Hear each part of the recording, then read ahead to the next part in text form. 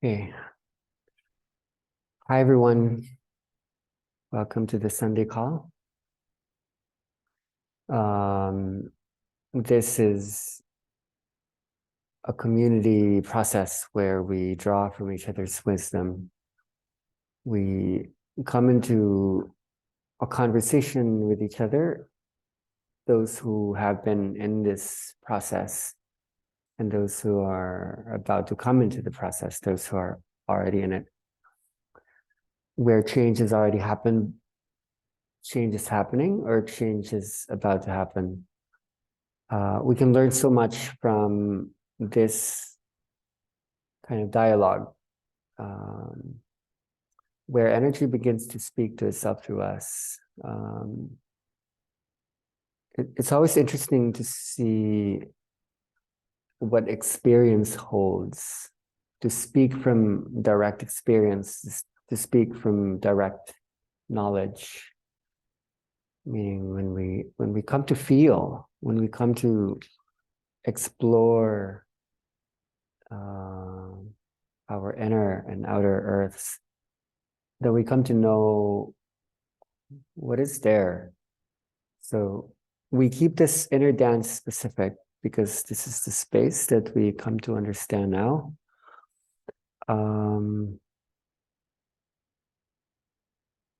We hold a topic today that I feel is quite interesting. It's pure paradox, and I wanted to hold it up in the mirror because it unravels and unpacks inner dance from its deepest, like deepest of deepest core. It defines inner dance into itself, and you will find yourself asking some of these questions again and again. And when you hold this energy for others, you will see people coming face to face with some of these questions. So this one in particular, I think, has not come up in any of the recent dialogues, and it's good to hold like now as Inner Intensive comes into its first month and Studios Mundos and all the other conversations that are happening in Inner Dance are unraveling within this 2023 moment. I forgot my Blackboard notebook writing tablet, so I'm just going to be in a speaking space today. Let me just do an intro to hold a question and see where the community could take this, both from a Studios Mundos space and an Inner Intensive space. So the question is, to be or not to be? When does it make sense to be you? And when does it make sense to not be you, but to be others, to be the universe, to be the earth, to be the energy field? Does this energy allow you to become your highest potential as an individual? And then what does it mean that it also takes you beyond just your individual self? So these topics on self-actualization and self-transcendence, somehow these are both deep human needs. And there's a dissonance there because they hold oppositions with each other. It's almost like a seesaw or a swing or a pendulum weaving from one side to the other. Do you actualize what you want, what you desire, what you need? Do you deserve that? And then do you also desire to go beyond what you think you are, what do you think you want? Somehow it seems like they're both interrelated, and it's like a trick, it's like a joke, it's like a puzzle. The more you go into one side, the more you will want the other side, meaning the other side might be absent or the other side might be more wanting. So for me personally, this is a deep process, primarily because at a really young age, I went into a mode of transcendence, meaning I let go, I walked away, I stopped my life, and I wasn't a person. I walked the earth as a spirit. And then I came back to earth, to life, and I started to work in becoming a person.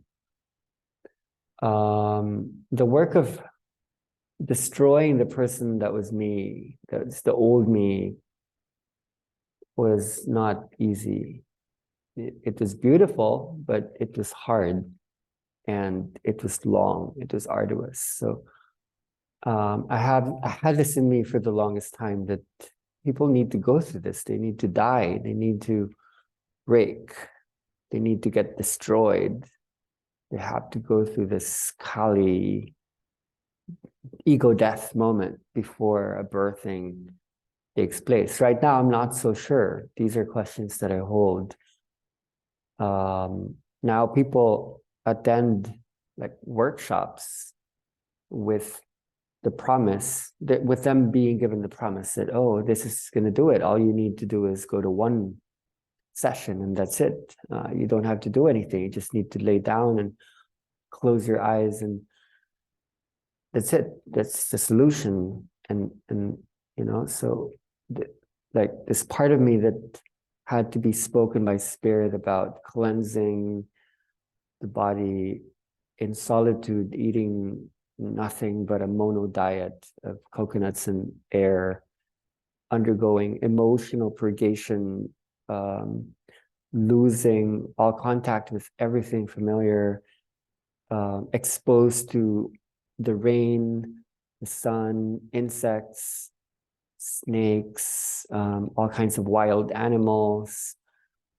This people don't have to do anymore. They just have to go to a kind of yoga studio in the city, and then someone turns on the music, presses the play button, and it's going to fix things. It's like these things ran through my mind for a long time. It's like, how does this work? That we could either make this really, really fast and easy, and put it in like a workshop format, and people don't have to go into the transcendence work. And a lot of the ways this seems to be manifesting in the world is that this will help people actualize really fast and earn money and create power structures so that people can go straight there in a really, really fast way. These are like oversimplistic ways of seeing it. It is true.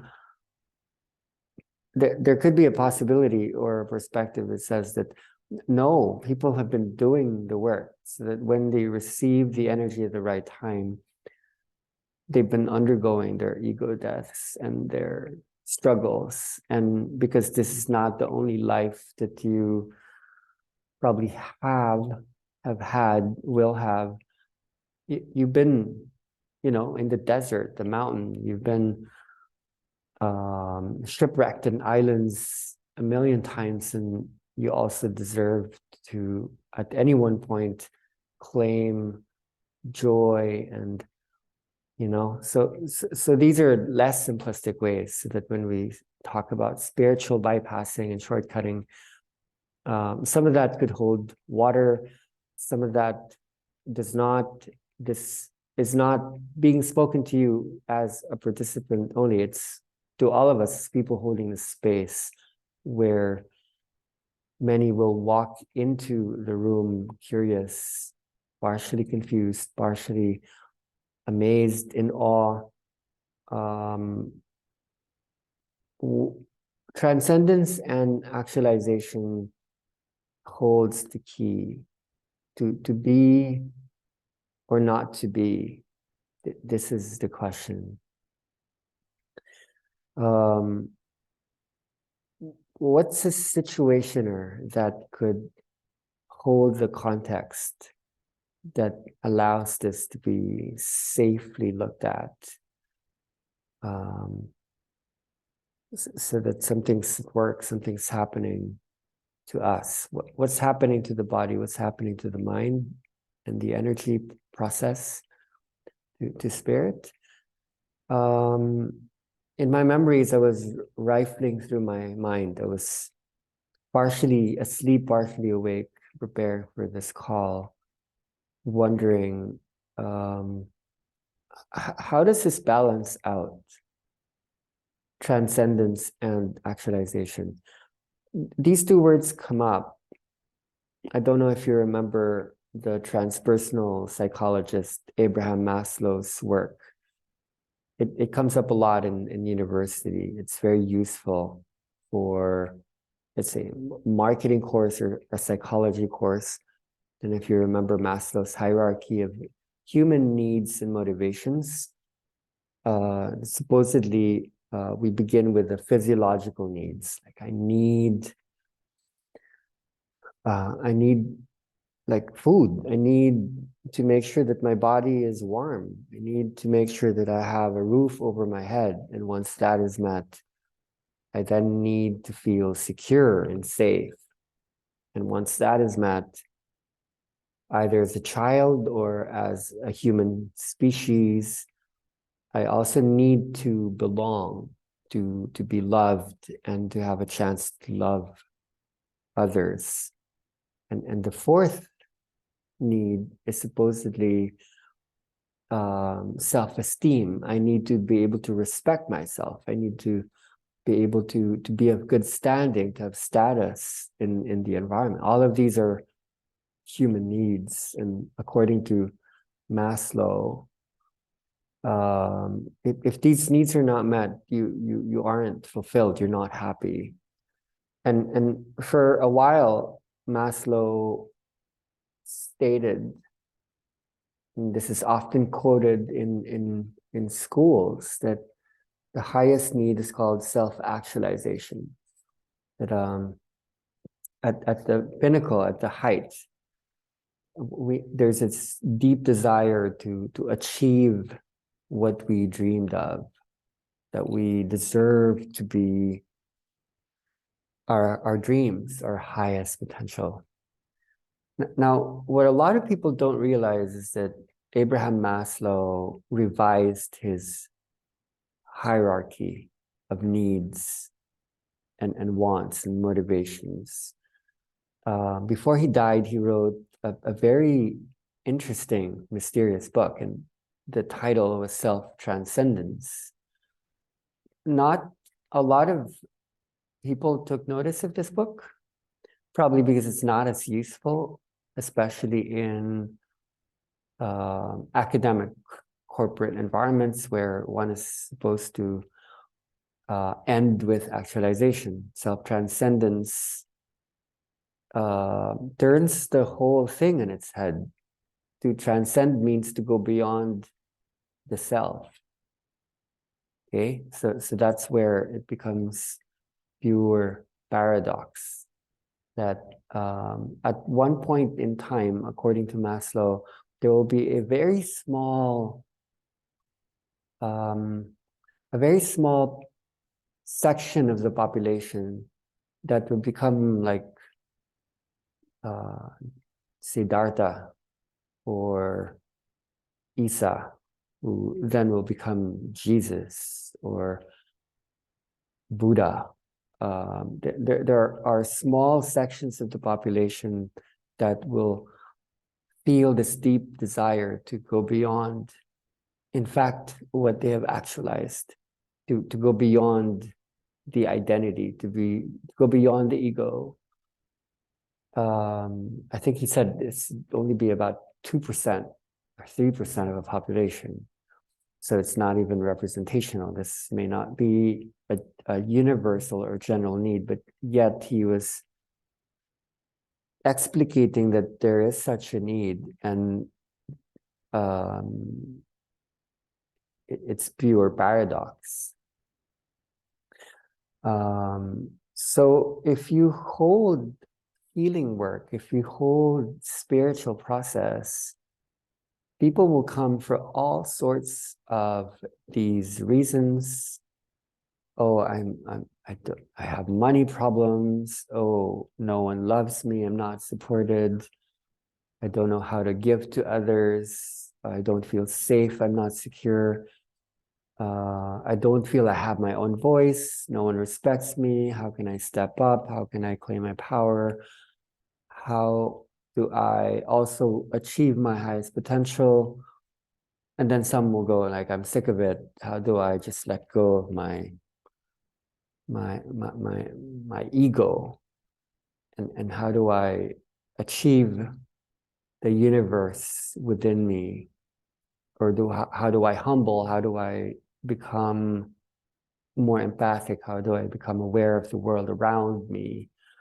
Like all of these will intermix, and people will not always be explicit about why they're coming, primarily because the reason is non-linear. It's like this hodgepodge of all of these red, orange, yellow, green, blue, indigo, violet aspirations to become whole as a body, as emotions, as actions, as expressions, as feelings, as knowledge, and as spirit. When scientists studied those who have gone through midlife crises or quarter life crises, why do people go through these depressions at the age of 40, or somewhere between 40 and 50? And when they studied people who had these midlife crises patterns, what researchers found out is that very often they're actually people who achieved what they were looking for, what they thought they were looking for. They wanted to become the president of their company. They wanted to have all this money to get married, have these kids, have this big house, these cars, have these like vacations. It's really, really interesting that when a lot of people achieved these promises, let's say they watched it on television, they read a book about it, their religion talked about it, that the culture promised that, okay, if you achieve this, you will receive joy, you will be fulfilled, you'll be actualized, you'll be happy. And when they realized it wasn't providing what was, in the contract, their intuition, physical, emotional, mental, cognitive, spiritual intuition, so am I really happy?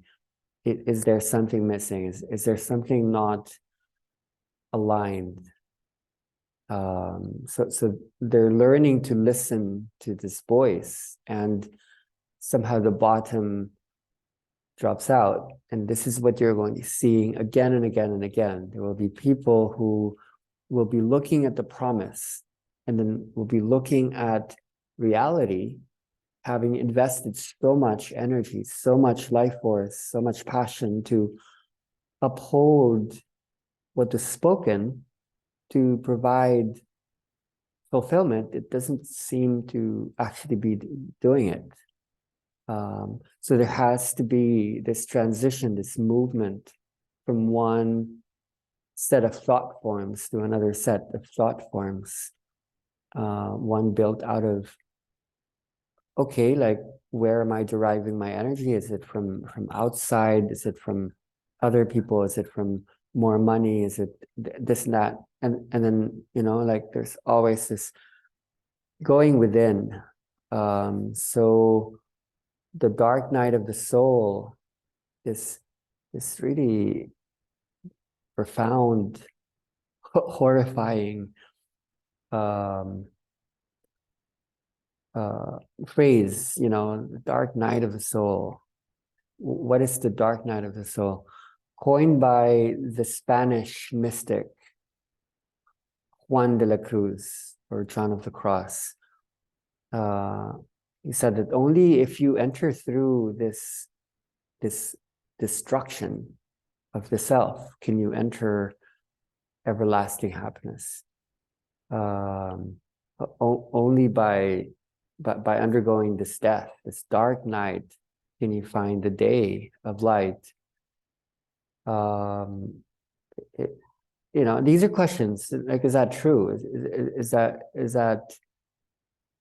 that really how it's supposed to be? Can't you just go straight into the light and just speak as your mantra? I am joyful, I am amazing, and I manifest my dreams, what I deserve right now. Do we instantly go there?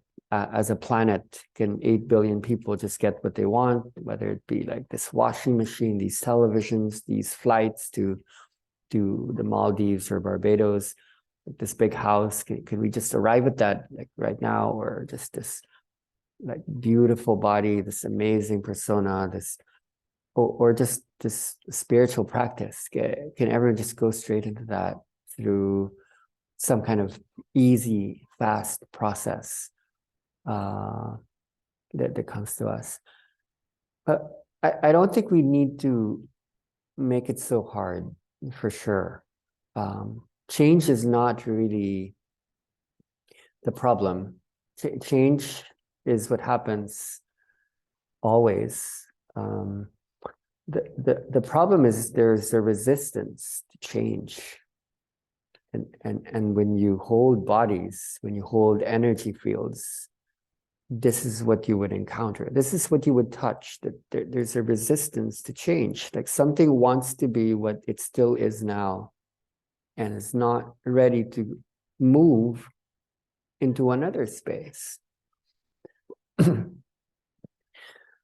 So in my memories, where things really started to change, like people, I could talk about the island. I lived alone. I live in coconuts. I had these visions of the Divine Mother. I was spoken to. I was invited. There was this mysticism. The world turned upside down. I spoke to Mother Nature. There was vibration in the air. There was this energy moving the body called Kundalini. All of those could be spoken about, but like why did the world reshape? What was the reshaping in the world that led to all those that now has, for me, something to do with inner dance, for other people has something to do with the same energy according to your own process, whatever is your unfolding of this. I was undergoing like a huge depression, and it wasn't like a short depression, it was a lifelong depression. It was just this feeling that nothing makes sense. I'm gonna have to get out of bed again and perform these robotic motions because everyone else is doing it. That was my depression.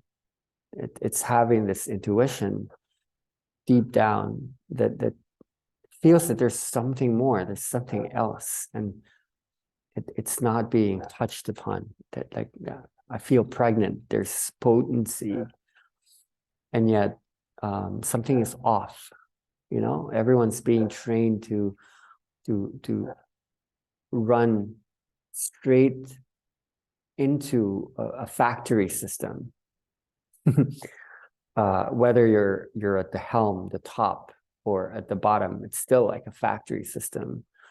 You go to school and everyone's wearing the same uniforms and costumes, and there are these social dynamics where there's roles, expectations, obligations, duties, indebtedness, that you're supposed to do this, and like supposed to, you have to do this, otherwise like ... That's my depression. So I dealt with that for a long time, and then I really tried. I gave it my best to to like do well in school and to try to start these businesses and try to achieve something, to create jobs and to do well for myself, to make my mom and my dad proud, to have kids. And it didn't really, it fell through like really early. Transcendence came maybe when I was 23. It was really early. Transcendence came out when I was that age. I was in California, in the US. I had left the Philippines because things weren't going my way, and I was partially even suicidal. I was just that depressed. And I was aimless. I was taking long walks. I was visiting some relatives in Seattle and going to Vegas with some people visiting. But walking, like, okay, I don't know what to do anymore. I don't know what to be. So I ended up in California.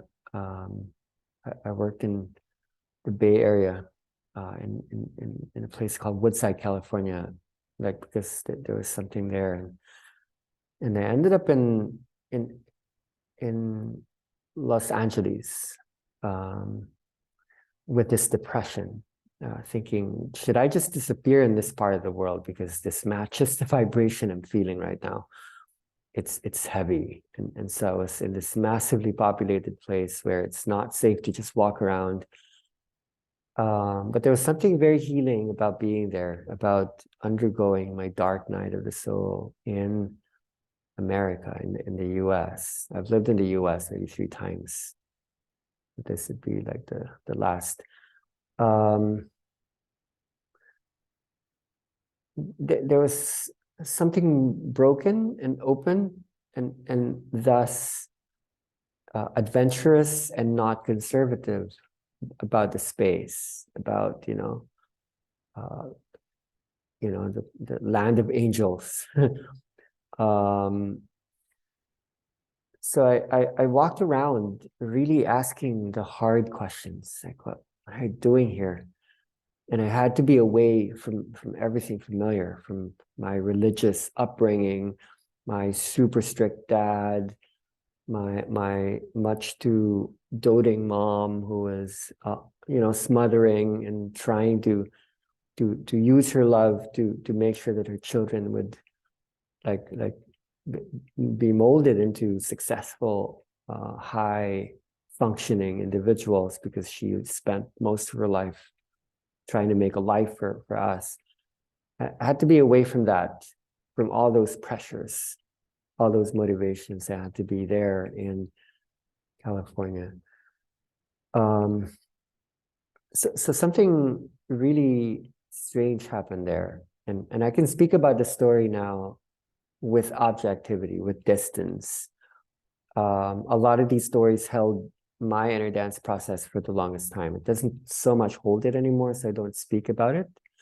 But those from the US might be interested in some of these as well, coming from that part of the world. So I was looking at like this mountain. It's called the San Gabriel Mountain. And I didn't know what is there. I was just getting pulled, like somehow I'm gonna die there. I don't know why or how, but I should just die there. That's where it's going to end. So I took long walks to contemplate on this. Okay, is it really going to end? Is the world ending? Am I ending? This is in the early months of 2002. And you probably know what happened in the US in 2001 in the East Coast. So there was this mood in the air that all hell is breaking loose. The shit is hitting the fan. Like the world was at a crossroads at the turning of the millennium. Especially for my generation, it was like partying like crazy. The years before Y2K, there were these lifestyles of this heart pumping music was just palpitating in the air with a lot of hope and a lot of mechanistic despair. So I was aimlessly walking around, and I would just take really long walks, like really long walks for hours. I was just training myself, like just walk, stop thinking, don't think, just walk. And right, I think at the point when I couldn't take it anymore, I was remembering my friends back in the Philippines, and they were talking about these books that I should read. You should read about these books. It's like they were helping people undergo like awakenings all over the place. Even my mom had like some of these books. So I went into a bookstore, not really intent on that, but just generally wandering because I do love books and I'm a reader. I went into Borders bookstore in Pasadena, near where I was living, which is West Covina.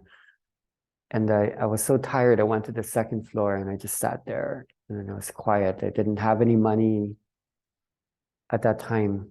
And I was just staring at the books in front of me, and they were the exact titles that my friends were talking about. And I was like, oh, wait, really? Oh, okay. So maybe this is the time. And so I stayed there and I read the books, and maybe it was supposed to be that way. I couldn't afford to buy any of these. So I just stayed there and I'd write down bits and pieces of these quotations, these sentences on whatever paper I could find, even tissue paper in the bathroom. Okay, like this is important.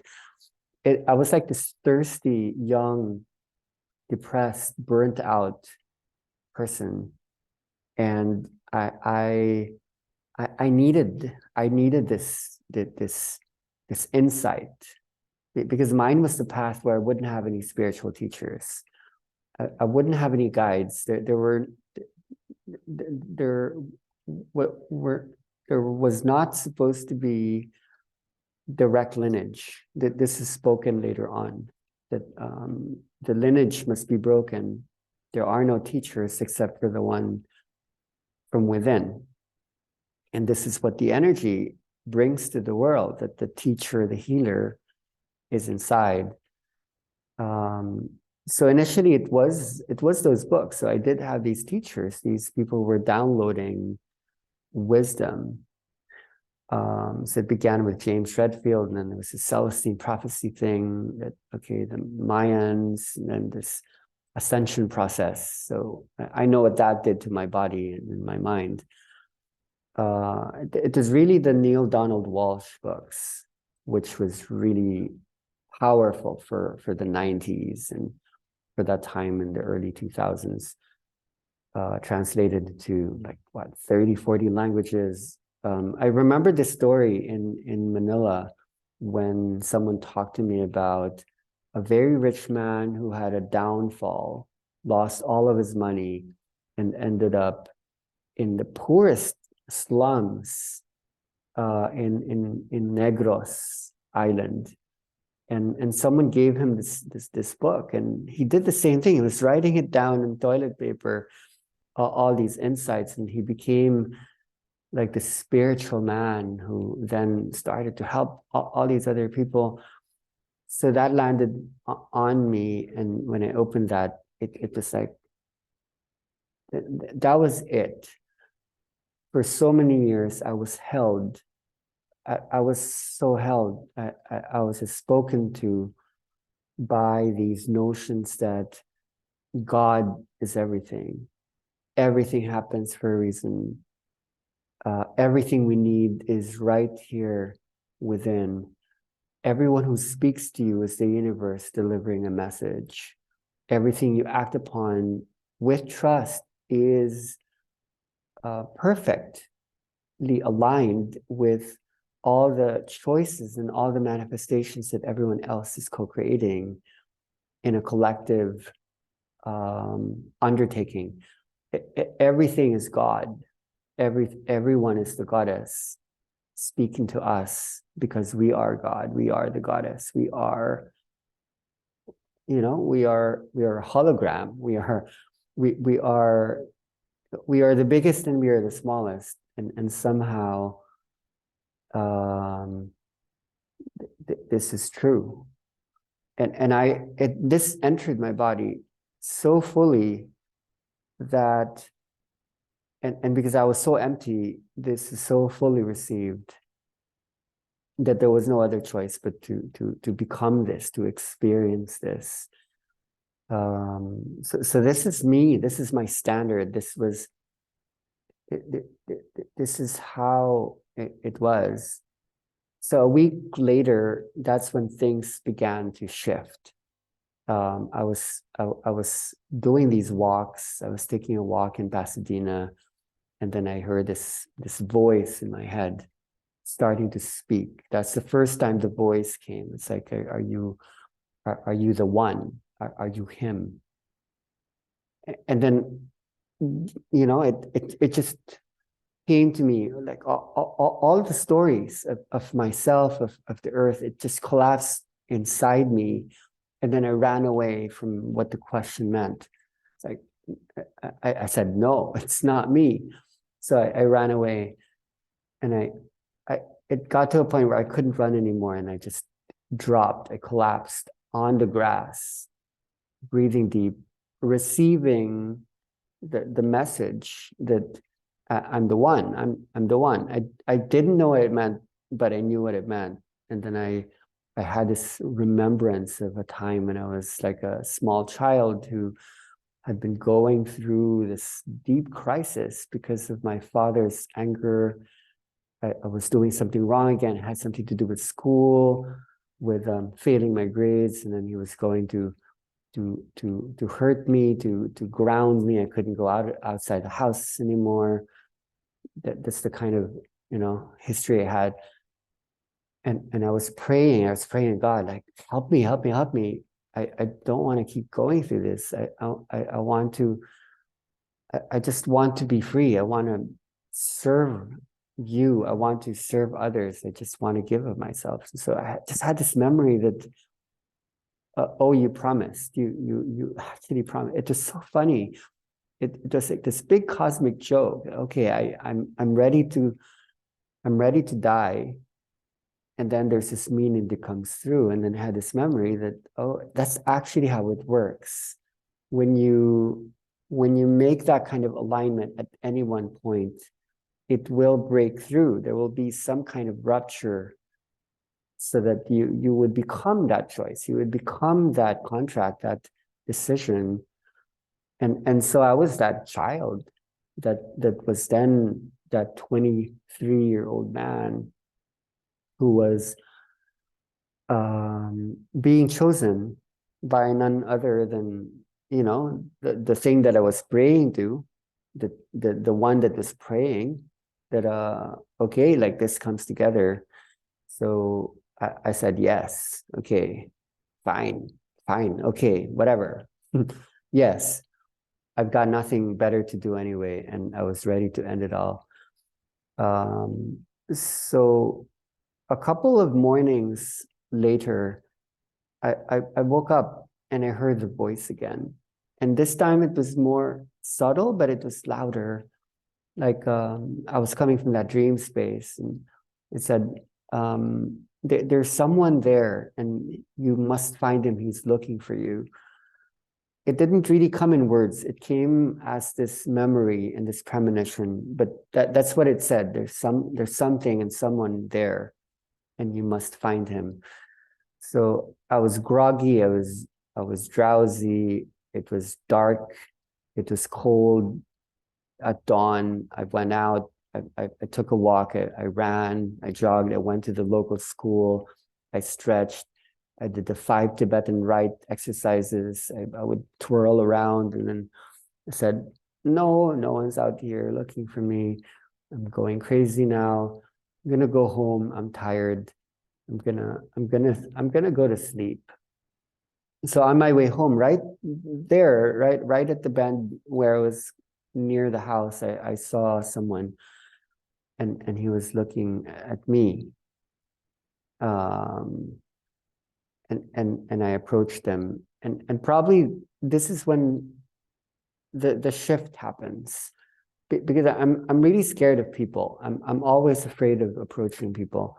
I'm not a confrontational person. I'm really someone who watches things from the side in order to find angles where things aren't about competition and fighting, because that was my upbringing. But that's maybe the first time I really just went straight to a person. It wasn't me doing it anymore. It was like there was a switch, and just went straight to him. And the moment I went straight to him, I knew that it was going to be him, because of the way he was looking at me. It was this Mexican person I've never seen before. He was like a big man. His arm was broken. It was in a cast. I never understood why. And then I went there, and I just stood there, and he was holding a map.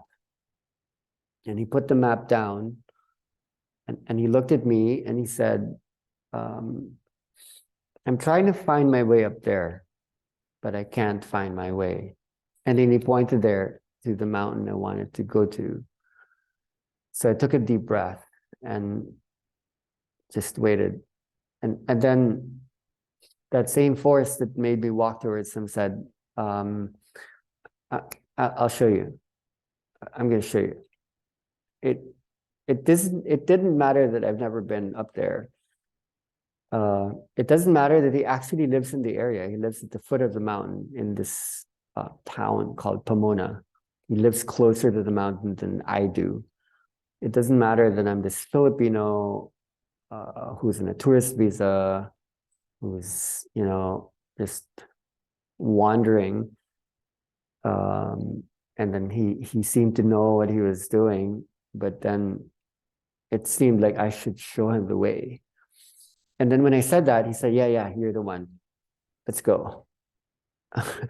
So I rode the car, thinking, okay, wait, this is okay. This is not okay. Wait, this is discombobulated. This is weird. Wait. So there's this last bit of resistance. Should I just go home? So I just looked at him, and as each moment was passing, it was like something out of a movie where his face was morphing, and there was this like chill, and like I was feeling like, is this even a car? And like I'm outside a car. It's all interconnected with what I was going through that whole week. Reading books. It's probably 2 weeks. My timelines are muddled in my head, like when it comes to things like these. Maybe it's even a month of like being in this energy. It's just like all shifting, like so fast. Everything was just shifting so fast, and that was just like an experience or manifestation of something I was already believing in, because I believed that everything was one. That then, this is just part of an upward, like whoosh, it was accelerating. It's getting faster and faster. This thing that I was knowing more and more and more. So I asked him, like, wait, like who are you? Like, who are you? And the first thing he said is, okay, like I'm you, but you're me, and we're always doing this. Like every time you need to talk to me, like I'm there, and when I need to talk to you, like you're there. So now we're doing this thing now, but somehow we're not gonna need each other anymore after this, because we're gonna find like another way. So I'm like, okay. So he was driving the car up, and I didn't know what to expect. It's like, okay, we'll just drive up the mountain, and then maybe something's gonna be there. So then there was this roadblock, and then there's this roadblock, and then he took out several things from his car. He took out 2 coats.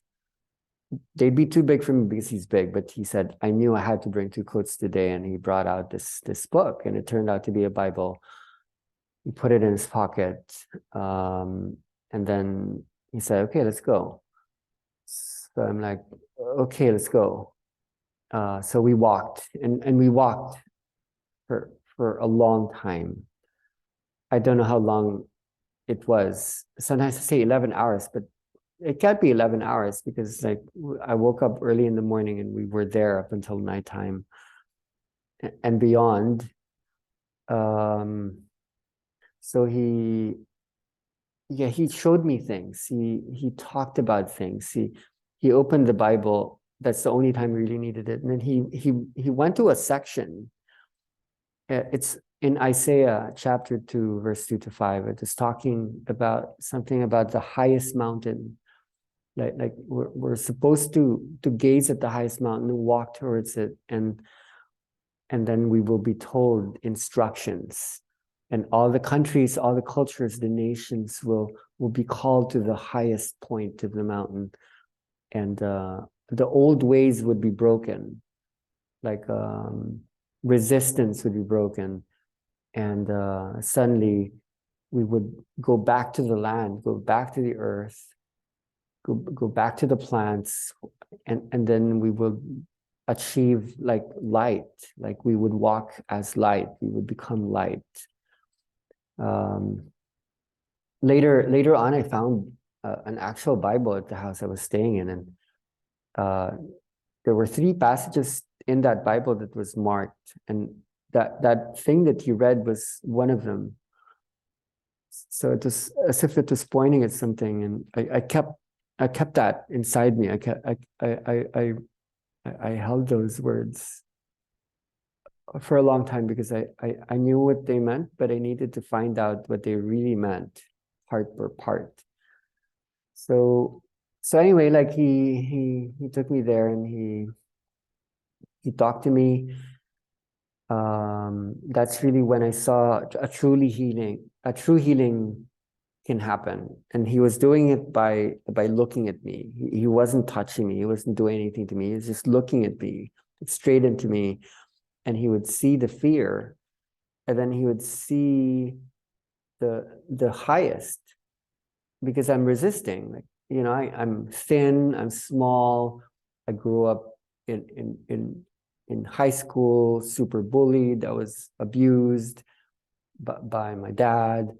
So deep down, it's like I'm small. I'm the smallest. I'm a loser.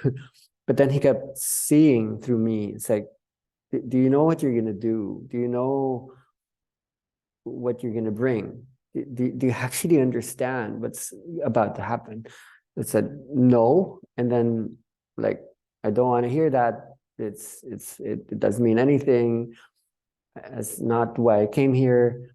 So it's like he was able to navigate my mind and sense all of the traps, the inhibitions, the weak points, and he was able to dismantle all of them, all in that one day. And as he did that, then he could see, okay, like I was only partially understanding it, but it's so abstract. There was this really, really strange time. He was holding like what looked like a walkie-talkie. Okay, he was holding a walkie-talkie, and then he would be pressing the button, and it would be making a strange static sound. So he'd press the button, and he would make these beeping sounds like click, click, click, click, click, click, click.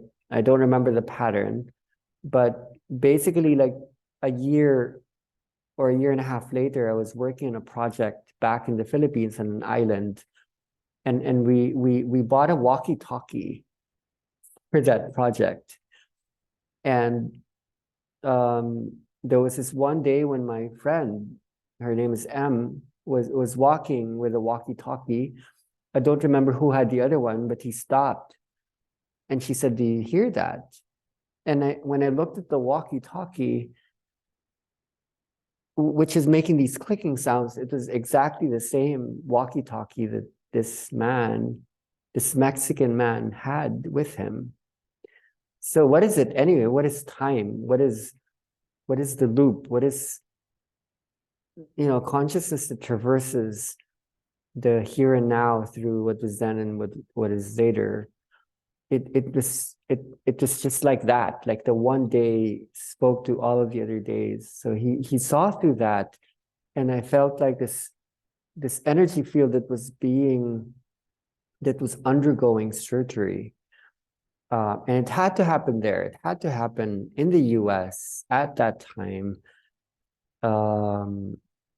which was channeling so much that was going on across the whole world.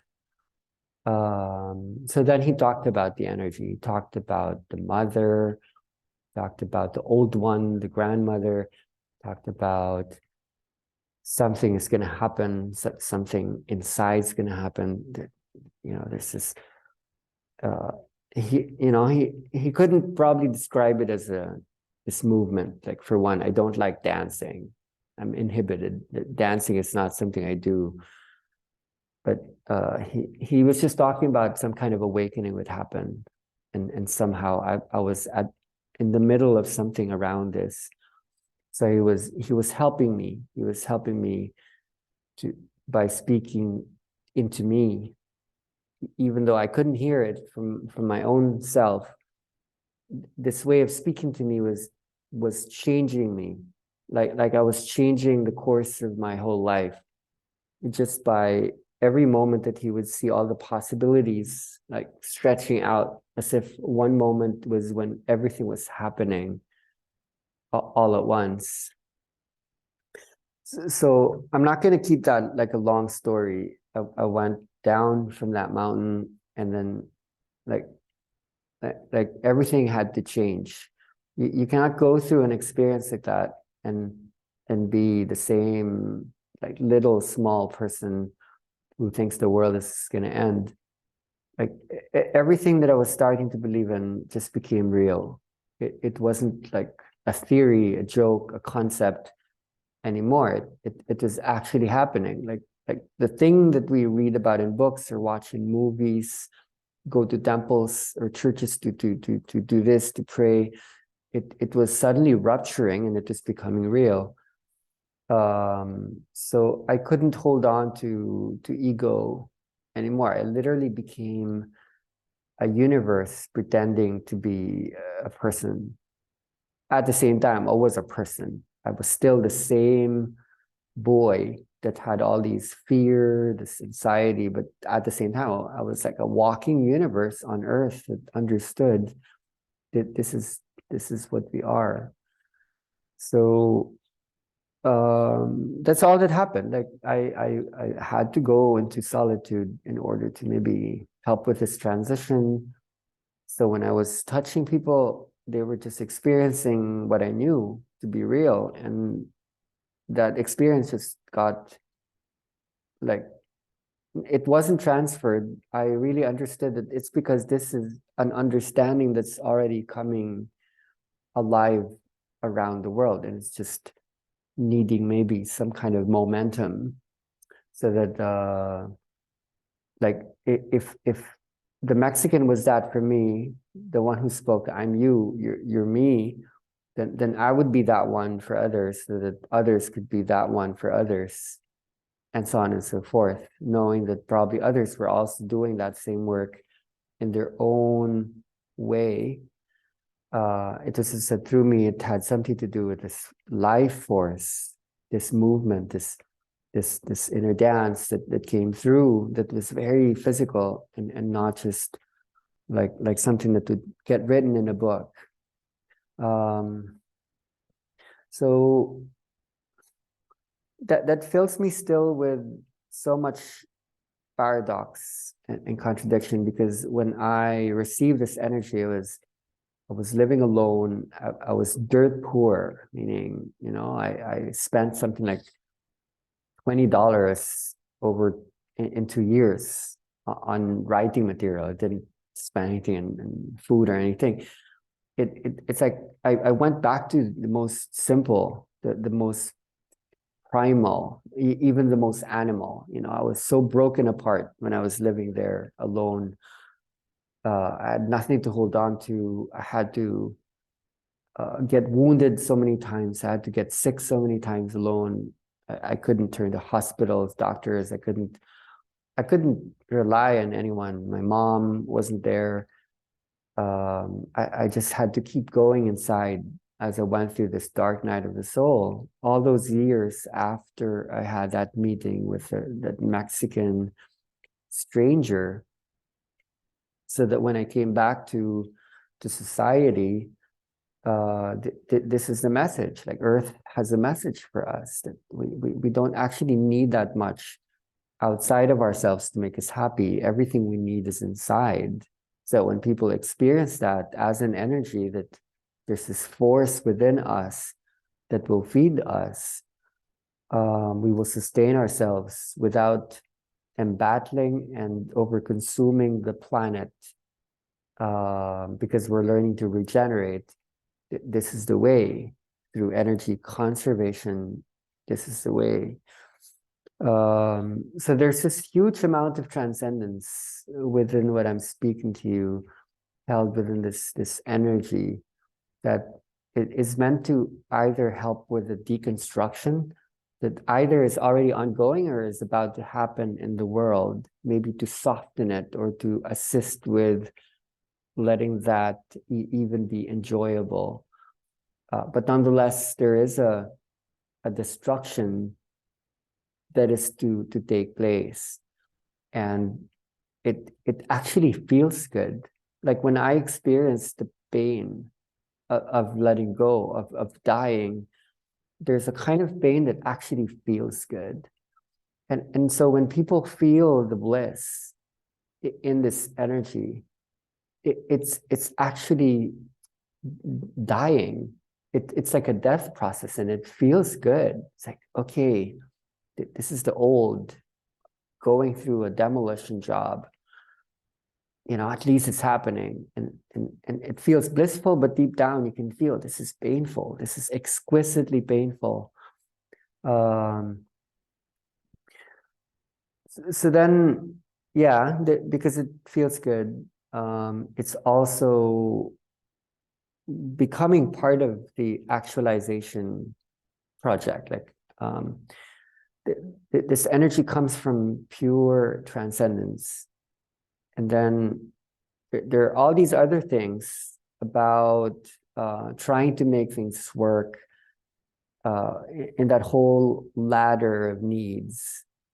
Those things I don't know much about because of what I've seen. Like for me, I'm more or less stable in the world, in my community. I'm able to ground myself. It took me about 15 or 14 years after my time alone on the island to become this again, to become a person again, and to stabilize and to achieve like stability, like in this way. I don't think it needs to take that long. I probably just went really intense into this, like in a certain way. So I do believe that all those other rungs in the ladder, physiological needs, security, love and belongingness, self-esteem, self-actualization, they're going to come. They're going to come when you achieve the self-transcendence. If you go beyond yourself, you will also actualize yourself. It's very ironic. Most people, okay, if I have enough money, then I'll love everyone. If I'm stable enough, then I'll be happy. Then I'll have more space and more energy to give. But maybe it's actually the other way around. Maybe we just need to free ourselves up, and then all those other things will get freed up as well. They naturally follow, because we now have the internal resources to just be that. whatever it is that's happening outside, whatever we have or don't have, whatever it is that we're doing or not doing, if we start with those internal mechanisms, then the external manifestations will come. Like less somehow is more. So I do feel that this is being clarified, hopefully now. I mean, I'm not just talking about like this exchange, but like this energy is hoping to clarify this more and more, that this is coming from us achieving our purity. And we cannot oversimplify this as just a modality, something we do, like a therapy. A therapy or a healing is often a stress management thing. It's like, okay, take away my problems and this feeling bad so that I could go back out there and not actually have to change the belief structure or the underlying foundations of what makes me me. To really transcend means you will become someone else altogether, which means that the rug, the carpet is going to be pulled under you, and then you will like topple. It's like, oops, and then you get back up again, and you know, you have a new standing, you have a new posture, you have a new way of being once you know how to just get back up again. So I open up this conversation. There are people here who've gone through exactly what I've spoken about in their own inner dance or life journey. And we're also studying how to hold the balance of these colors, transcendence being one, actualization being the other. We're here to serve. We do hold love for others, and we want to give people what they deserve, what they need, especially when they haven't had that in their life so much, and they should stabilize, they should settle. Just how to give all of that in one go, understanding that this energy actually starts with not needing to have that. And when you don't need it, then that's actually when you can have it. Because when you want it, just the very wanting of it actually pushes away the having it, because energetically you're believing that you don't have it. And usually that's not a physical thing that you can have. Because if you give everyone what they physically want right now, I don't think the world can sustain everyone having the big houses that they all deserve and all the cars that they all need to drive. It wouldn't hold. Like somehow we're going back to what is natural. So maybe something people really want is integrity with life on earth, in remembrance of how we used to live here when it was still a paradise, as opposed to when we tamed the earth because it was supposed to be dangerous and difficult to live in. So it's not just our idea about ourselves that need to transform. It's how do we see the world? Like, what is actually our story of the earth? And then how do we align? How do we address this? How do we put our resources so that we can align with living the dream that we are actually all having together within that psychedelic state called the collective consciousness, where we're all conjoined as one.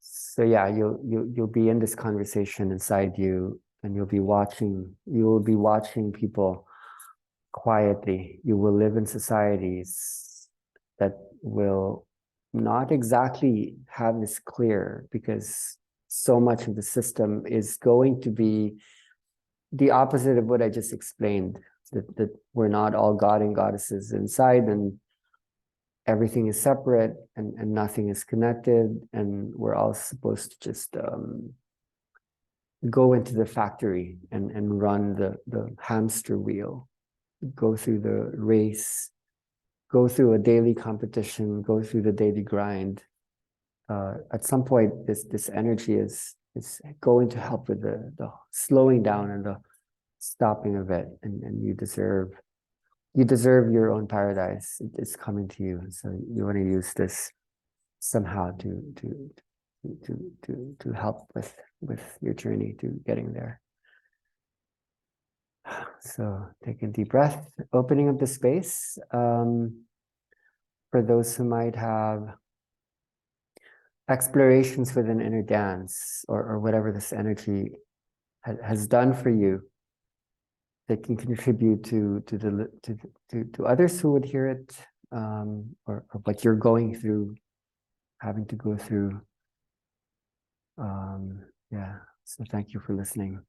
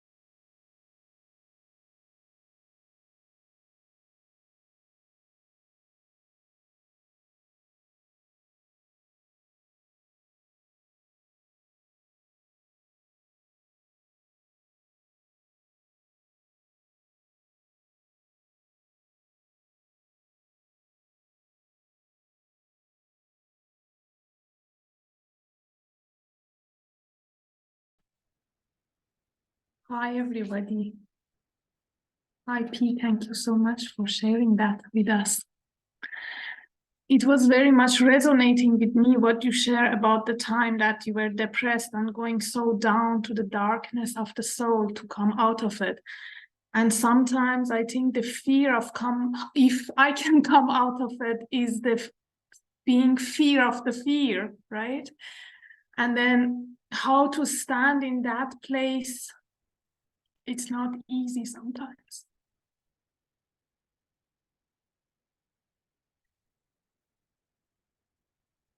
And at the same time, hearing that voice that you are here to come out of it and help others to come out of it, and having all the feeds sometimes, for me, especially as a therapist and as a person that connects a lot with that energy from the childhood, it's like another band in your hands, in your legs, in everything that you are taking others with yourself.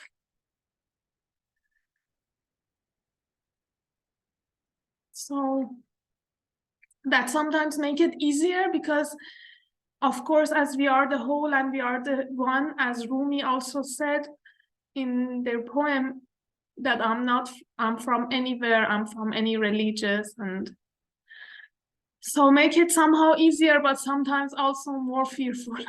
Just I want to share that. Thank you.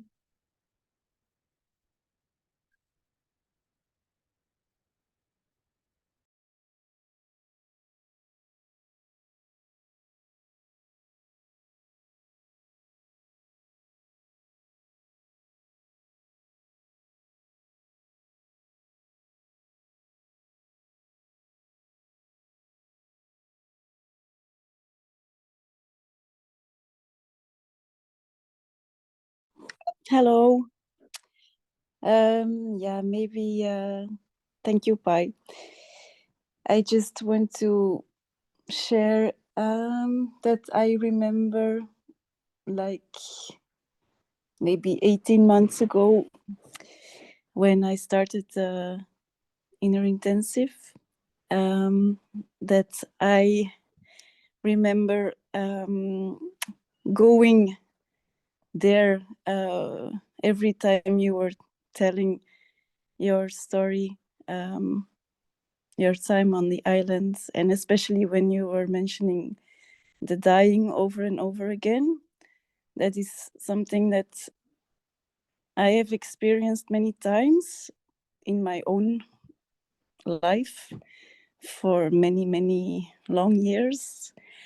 And I really see it as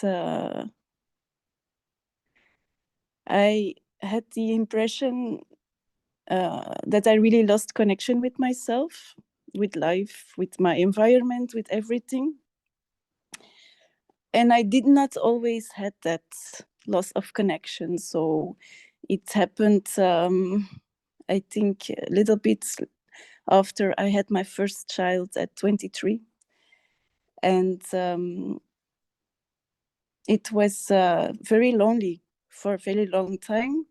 And I've tried lots of things to have a life that was like a life that felt good, but I never succeeded in anything, not in relationships and not job wise. And it was really strange. It was like nothing really turned out to be right for me.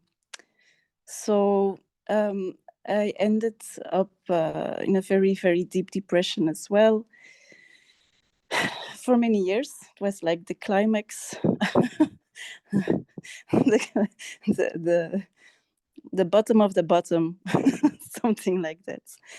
So, but I'm really at this point. So I'm maybe 2.5 years later now, and I'm super grateful that I have been visiting the bottom for so profoundly.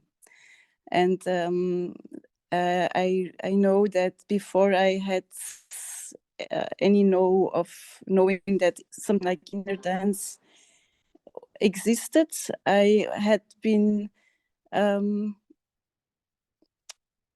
guided, like I was constantly alone, or I was alone with my children. So, but there was something in myself. I went to these levels where I could not stand up on my legs anymore, because I was holding so much pain that it was not. I could just not keep myself up.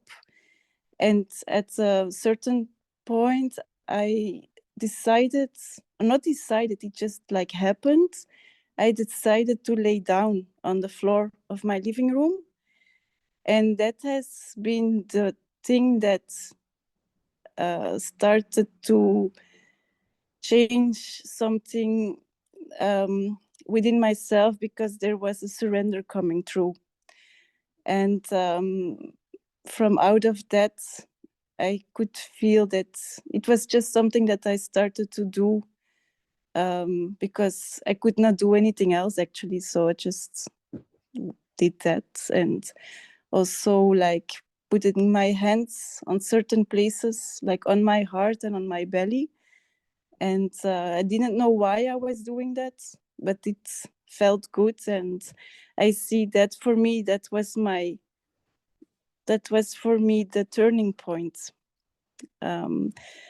And like in a miracle, things came my way. That's like, first it was the Yinshin, and then a little bit later it was inner dance. And I still can't understand why it happened that way. I was not looking for it at all. It just found me. So I'm super grateful, and I feel really good for a long time, like 2 years. It's a long time for me to feel really good. I'm very happy.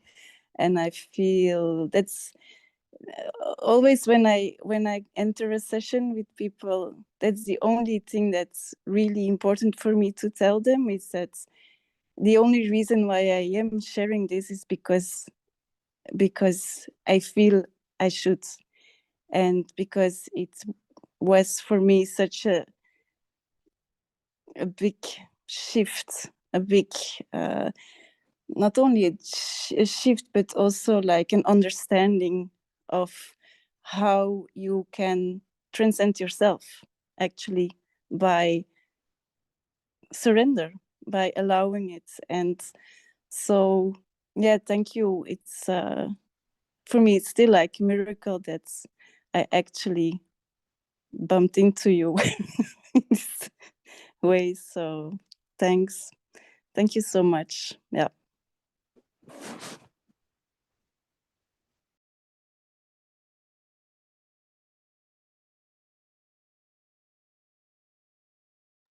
I want to say something to that, just to dislocate that. Yeah, it's me, but I understand exactly what you're saying. There's so much wisdom, and thank you, Leila. It's so deep where you're expressing this from. It's so authentic. What the human learned to do is to avoid the void, which means we're hiding the darkness. We're pushing the darkness away. There were like the dark ages, and then we invented light. So now we don't have to live in the dark as much. So in our eco village, we live in the dark a lot more. We live in solar power. So what we're doing is we're learning to hold the darkness, because the darkness is not dark. When we know how to look at the darkness, there's actually something there. When we know how to hold the pain is not actually painful, even though it's still there.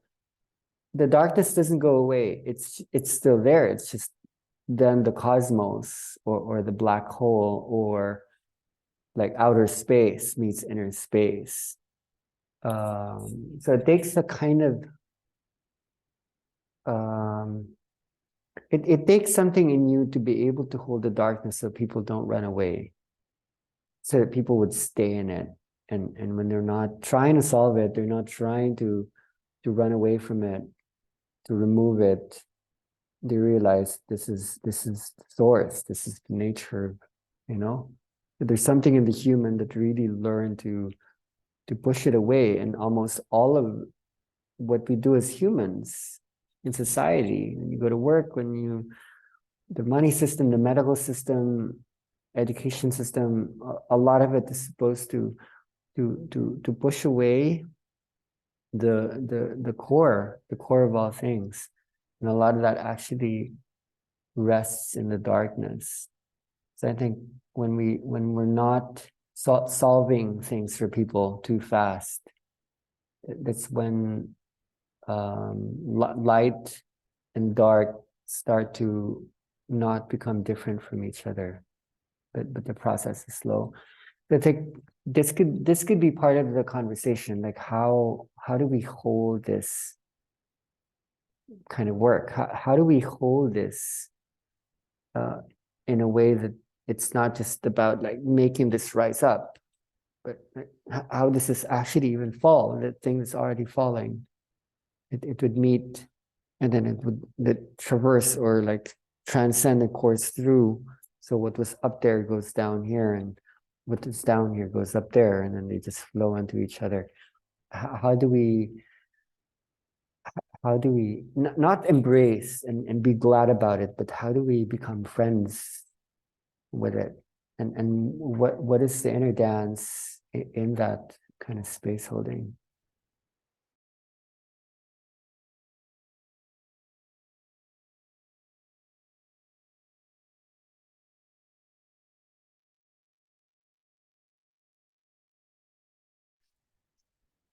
Hey everyone, it's Una here. I would like to share a little bit something, especially since I'm just a bit shocked that, or not really shocked, but this is coming through now, this topic in the call after a week of a process for me in a new place where I have felt extremely lonely and been going through a period of this of the dark night in a way, and in this, so I'm like, if I try and get my words around this, then I think I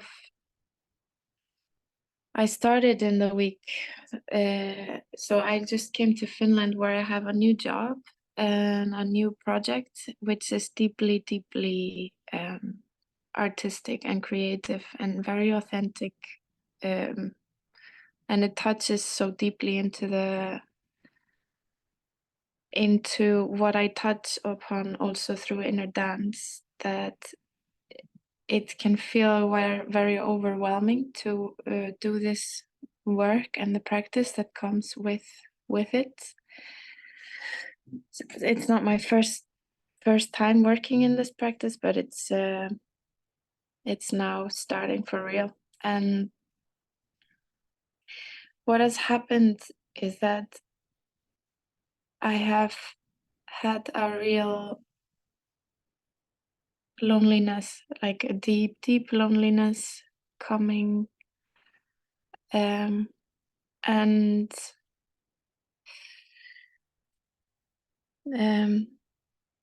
so what I have been sort of my mind has also tried to grasp in the past week is, how do I experience myself so alone, still connected with people that share, and still knowing that I am not alone. And I think I have some huge, or like my resistance to be alone is repetitive, because I think the first time I experienced inner dance, I was so alone and I went deep into it, and I became I knew I wasn't alone. I can't be alone since I am not separated. And I guess I have in a way really felt scattered and not, maybe I think Kim said something, or you just said something now, Pai, just now, about losing a bit that connection or something, and just going into a super linear life, and then one thing happens during the day where I just have a poof moment of like, there is nothing that was before and there's nothing that was after. I can hear I'm very incoherent maybe, but I just thought I had to speak, since this speaks really to my process at the moment. And so I just went to actually a place here in Finland where I went with Italy last time, and this was in the summer before I started thinking about death, and also about events in our lives where we strongly relate to something that was before and then there was after. And the way we see these events, maybe we feel like they are something that changed us. So there's something before and something after, but I started realizing that this is just our way of understanding it. It actually is the same, and it's actually like it's happening in a loop in a not in that linear sense. And yeah, it's just, I have so many questions in the past week that I just cannot find answers to. And many sort of, yeah, in a way, like losing the point. And then it can shift in one moment. Like the other day, I did a journey, finally a full one, and I lay down on it. And what happens is that my arm, it just moved. I was falling asleep almost, and my arm moves. It's the right arm that just woke me by just moving so strongly from being on the side of my body and moving up like this. And it's just weird how the body knows so much better sometimes than the mind, and it has the answers, and the mind struggles to understand when it's alone, when it's separated from. So yeah, I thought I had to express a few things, but I can't really have so much good coherence here. But it's nice to be a part of this call. Thank you, everyone. Yeah, no, it's good. It's okay to be messy. It helps us to listen in the nonlinear way where there's really so much that's being said. Like the first time I heard or read the word "the dark night of the soul," and Caro, you like this. It was when I was led to the website of the Consortium for Collective Consciousness. It's from a San Francisco group, like this warehouse community of like people who were, music, art. And so in the website, there was this part that described the dark night of the soul, and it speaks about that time when a person has tried to find the truth from an outside source. This could be religion, through economics, through family, through like try and find meaning of life from outside, and none of it worked. Okay, so I got something from there, but it's not entirely it, and it's not entirely it, and just keep doing that and keep doing it and keep doing that, and then you can't do that anymore. So there's no other place to grab energy or insight or meaning from, but inside. The only place you can find the source is from inside, like you are the source. And when you live in society, like it's not actually easy to do that, because always there's a source of energy outside. When you're depressed, you open the refrigerator, then you can, feed your emotional hunger, or you can grab your phone nowadays, and always there's something to feed you that would change your mood.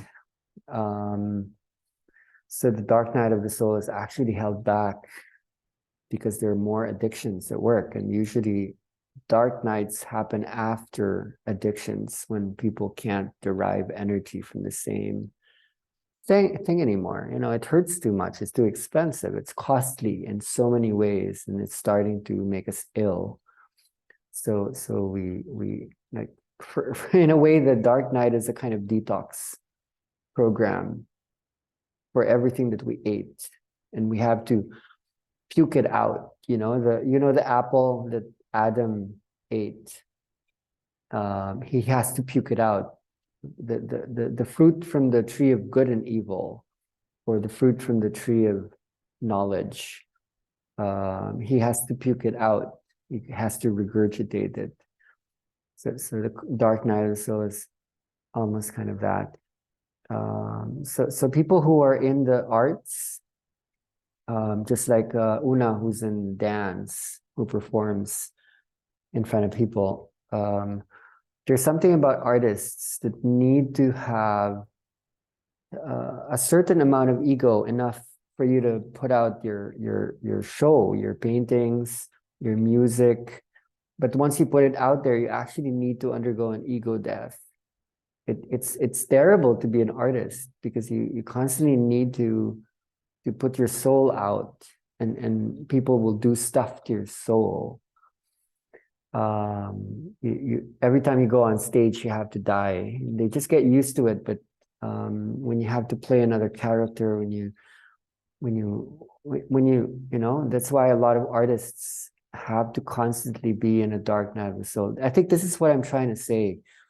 The dark night of the soul is always there, and it always will be there. We just learn to see it for what it is.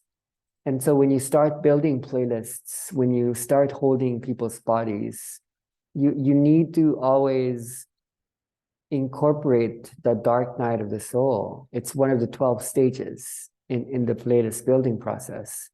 And that's the stage before what John of the Cross, the mystic who coined this term, that's when you find the unitive state. That's what John of the Cross said. Like, you find oneness by going through the dark night, because when you are in the world, we are exposed to duality and not the unitive state. This hit me really hard because the average Filipino, the Mr. Smith or Tom, Dick, and Harry is Juan de la Cruz. You actually call the Filipino Juan de la Cruz. And when I look at the history of my people, it was all this long dark night of the soul, colonization, not needing to have identity, always serving others, being enslaved. So it really spoke to me when I was starting to read about what is this thing called the dark night, which suddenly became attractive. Maybe because I've been through it, and you know, it's not really dark when you. So thank you, Una. Thank you, everyone who shared. Like, I just felt maybe it's good to contextualize what this could mean, how it's been thought about, and this will be a concept that will be very relevant in the years to come. So you want to work with it, and you want to experience what is there. Thank you for bringing some of your inner dance experience into it as well, Una. Like, there's something about the body is part of the source, and it's speaking to us.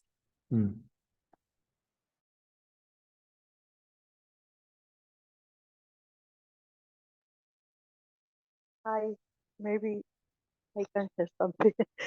When Laila, I think is the name, yeah, she was talking, I was really reflecting about something she shared, because she said that she's a therapist, and then it it it was like going back to my process again.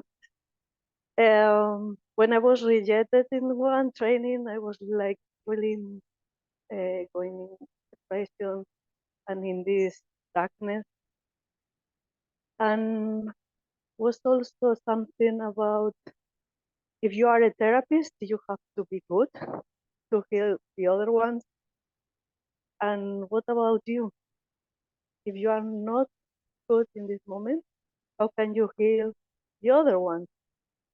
So yes, when you are in this place of the darkness, you don't feel good or enough to be with the other people.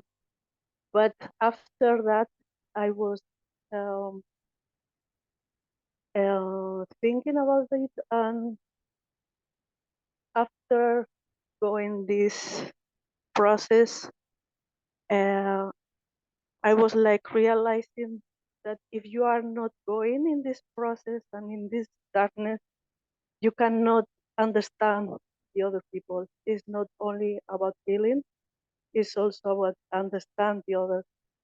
So for me, it was really, really important because now I can really understand the people when they are coming to me for it doesn't matter therapy or to even talk to me. So for me, this was really, really important. So it's only trust about the process and going through this wave for a lot of waves, yes. And then you have more clarity about that. Yeah, thank you.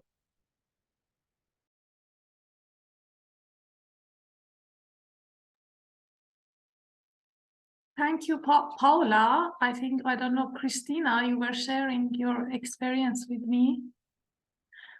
Thank you so much. I think for me, if I want to add a little bit on that, is a kind of, in a therapy, is not as I always explain, we give and receive. It's a kind of healing yourself inside that as well. And then you pass some stage and you want to help other people to pass that, and then you are not patient. I think one part of my thing is I should be patient, and or sometimes you said how much this story always is repeating and repeating, and everybody are experiencing the same thing because we believe in something and we are repeating our own belief in some sense. And so the challenge is helping them to change that belief that I'm inside that as well, and then pass these stages. And because in my opinion, going to the deep inside ourselves for each person has a different level. And the question is how much each soul is supposed to go to that deeper level, as there's 2% or 3% that just go to that self-actualization. And my eagerness to go there, and sometimes not being patient to go completely there. And yeah, so, and then sometimes become tired of hearing all that again and again and not know what to do with it. Anyhow, thank you.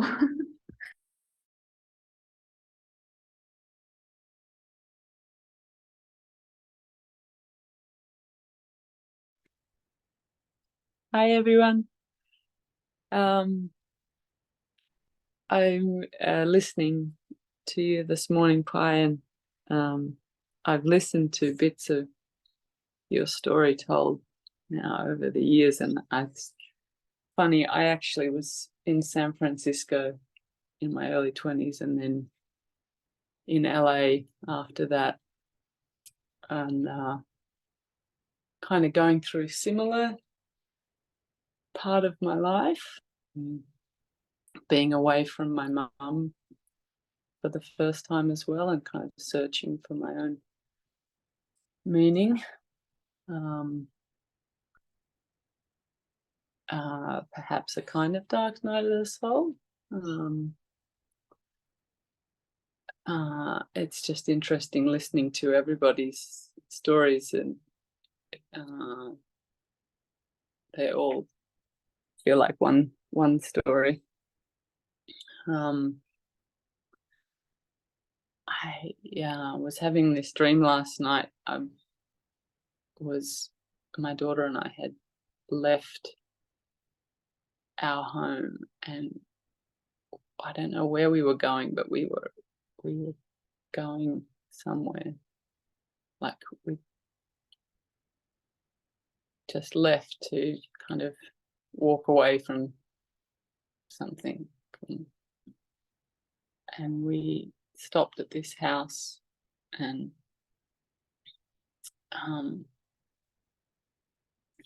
we stopped at this house that this woman lived in, and I don't know why we stopped there, but we kind of were reflecting on not knowing where we were going as well. I don't know why that's relevant now, but it was coming up while listening to you speak this morning.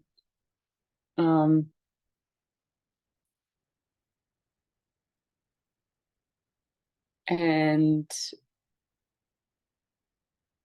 I was also just hearing yesterday that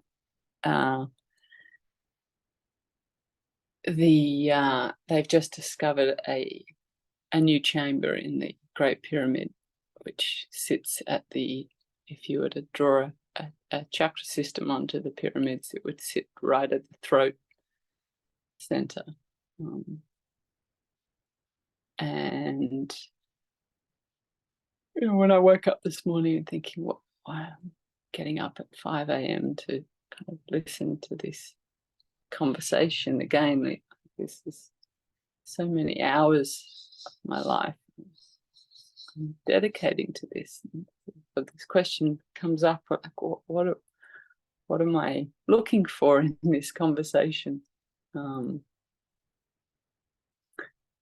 I kind of have to keep going back into again and again. And we have this saying in the Kahuna Bodywork training, to be or not to be is not the question. What is has always been the answer. I feel like I'm putting out a whole lot of thoughts at the moment without that sort of linear structure to them, but that's how they're coming.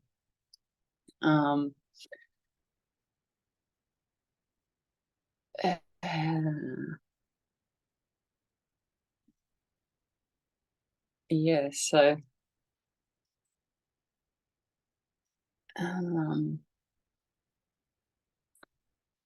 I'm learning to voice my thoughts,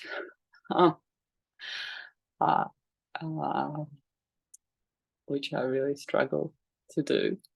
And I'm also seeing that this is like this need to have these conversations that kind of, yeah, go on forever. Like the conversation is, there's something so important in it. And yeah, the relevance of the throat chakra and the pyramid being discovered, it all seems somehow related. And so many of the books that you mentioned, I came across in the Conversations with God and Flower of Life. They all kind of dropped in at very specific moments in my life. So, yeah. Thank you.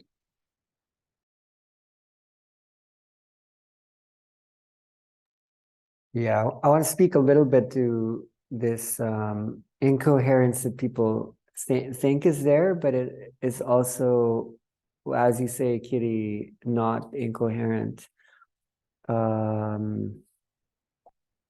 So when there is a kind of death of the self or the ego or the persona, something that happens is concrete reality kind of breaks. Concrete reality usually pertains to concrete experience, like what I can feel, what is real, what is experientiable. An abstract thought is the virtual reality that is out there in the world, out there somewhere, that's not in the world per se, but it is in the world of ideas. So when we experience a kind of death, there needs to be the halting of both the mental realms, and then there's something in the body that needs to break, which is concrete experience of the world. Both of these shape us, like what is up there and what is down here. And what we're learning having to do is to build another structure. We're sometimes calling it a belief system. It's also a thought system, like how we think helps us to perceive the world. Like sometimes it's not just what we're looking at, but how we're looking at it. So when there is an awakening, there's often an entry or a portal into another dimension, another dimensionality of thought, metaphorical thought, like it's just another dimension where we see more. And people who are living in a more concretized reality, they don't see it as much as someone who's been broken and is now in another degree of seeing. So there's this incubation period. Part of that incubation period is really like, incubating, like silence, quiet, aloneness. Some of the most important work is going to happen alone, where we realize we're all one. But then these symbols start to appear, and then we're spoken to. Like there's a channeling experience where it's like everything outside is speaking a one conversation. So in that higher dimensional plane, where another virtual space has been put on top of the former one, what happens is there's a continuity of thought, which we could experience as a continuity of dialogue, so that one dialogue ends and that picks up in the next one, and you can tell, okay, that could be in the next movie that I'm watching, it could be in the next book that I read. There are no coincidences. Everything becomes synchronistic because we're not in resistance on a certain level that's kind of hard to explain right now. The first levels of being initiated into a life normally concretizes you. And then when you undergo a death, and then another death, and then another death, the more deaths you undergo, the more you build something on top of what was formerly there. So initially there needs to be like a kind of disruption. To rupt means to break. So there needs to be a disruption of the old story so that there can be like an eruption of another story. There has to be that interrupted space so that the old story would kind of break, because there's like a loop there. That's how magnetism works. Once you adopt like a certain frequency, it's going to hold you unless you start to tune into another frequency, but because you're used to it and you don't know any other frequency, you need to untune it. So for musicians, sometimes when they're tuning a musical instrument, they have to detune like one string of the guitar, for example, so that they can find the within contrast the complement, and then the equivalence. So there's something about the spiritual mind at work now that can see the puzzle and how the pieces fit together. They can see the great-grandmother's thread weaving the many parts. And you almost need to have a kind of insanity to be able to do that. There was this really big movie that came out in the 90s called A Beautiful Mind. It is about Jonathan Nash. It became a movie. It was a book initially, and it became a movie played by Cameron Crowe. And this man was seeing the codes, the messages come through. When you read the book and not just watch the movie, he was actually seeing this meta, algorithmic mathematical equation of the world. I mean, he won the Nobel Prize. I mean, you don't just do that. So he had this kind of mind that seemed to see the grand theory of things. And yet he was described to be someone sick who was schizophrenic in many other ways of seeing it. You know, he was sensing that the aliens are speaking to us through Time magazine. And so yeah, that's weird, that's insane, but why not? Maybe there could be some truth to hearing anything that anyone is speaking and then seeing that that's somehow connected within the collective network, the semantic network, the iconic and echoic network. It's somehow interlaced together, but you need to really step back to see how each mind overlaps with other minds and with other minds. And when you hold the journey, you'll keep hearing that people's sharings of the journey are so interconnected with the other journeys somehow. So it's really just one journey, and you have this ability to make all these journeys just one through the way you hold the wave. So inner dance becomes an actual training for that.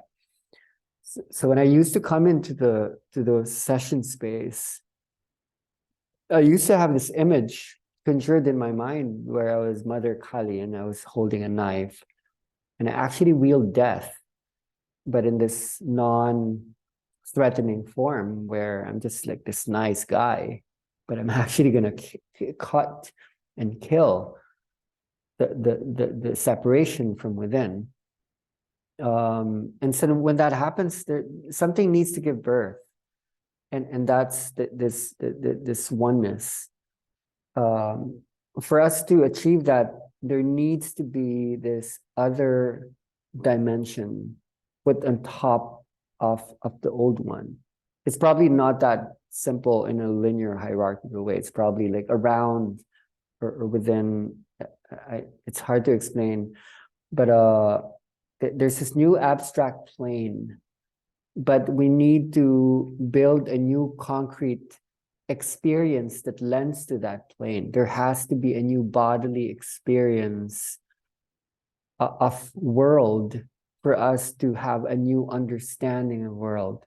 So when we speak about the death of the ego and the death of the individual, it's not just that what is happening now. The kind of death individuals are going through right now is what is it? It's like it's dimensional death. It's probably the most accurate description of it. It's we're going past a dimension that is becoming previous. Right now, it's still current. It's becoming latent, and then it's becoming past, and then another present dimensionality would have eased in, and then by that time we would be seeing the world in a very different way. Instead of us feeling this to be intense, to be, earth-shattering, it would normalize, whilst other earth-shaking, mind-blowing moments would await. This next one that is not yet this one. So what we're actually killing is a dimensionality unto itself. That's the causal, linear, deterministic, reductive, materialistic. Now it's going into this holographic, simulatory, all encompassing, circular time for perception and experience of reality. So it's not conceptual. Like what I'm speaking about is an actual structuring of something new that had always been there. It's just not in the experience because we were still tuning into a frequency that allowed like the centuries, the millennia to be what it was.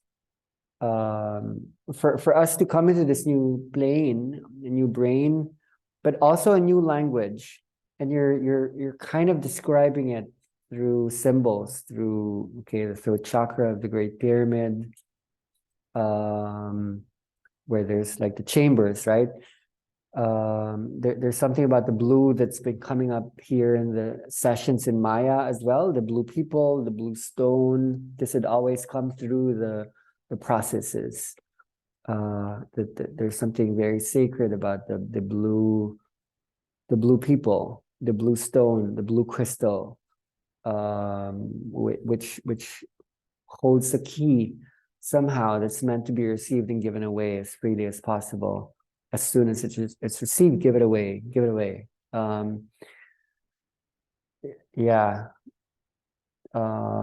People used to get in trouble for seeing that level of, it's a continuity. Like our system of continuity used to be very short. It's like, okay, I'm alive for 50 years, 60 years, and then that's it. But now that we're realizing how ancient we are, and you really need to look at the theory of time perception that humans went through when we thought Earth was only thousands of years old up until 300 or 400 years ago. And then then we open up to the idea, no, we're hundreds of thousands of years. No, we're millions of years. Now we're billions of years. We keep stretching out the continuity. And now that we're holding such a long thread, based on what we're perceiving, we have to experience that. This is something we need to experience. So the mind's dealing with that. And we go into other dimensionalities once we not just think it, not just read about it in science and in fantasy, but when we embody it, we're embodying this larger continuity. But you can't, it explains so much of what's been spoken in this conversation thus far. You cannot achieve a larger continuity unless a short continuity is discontinued. There has to be a disruption. There has to be like a breaking point, because it's a small story and there's a much bigger story. So there's this energy that's really speaking a lot about this and holding a lot about this. It's making us grow really long. It's not just in yoga that we stretch, but it's really stretching is like time and space. Yeah.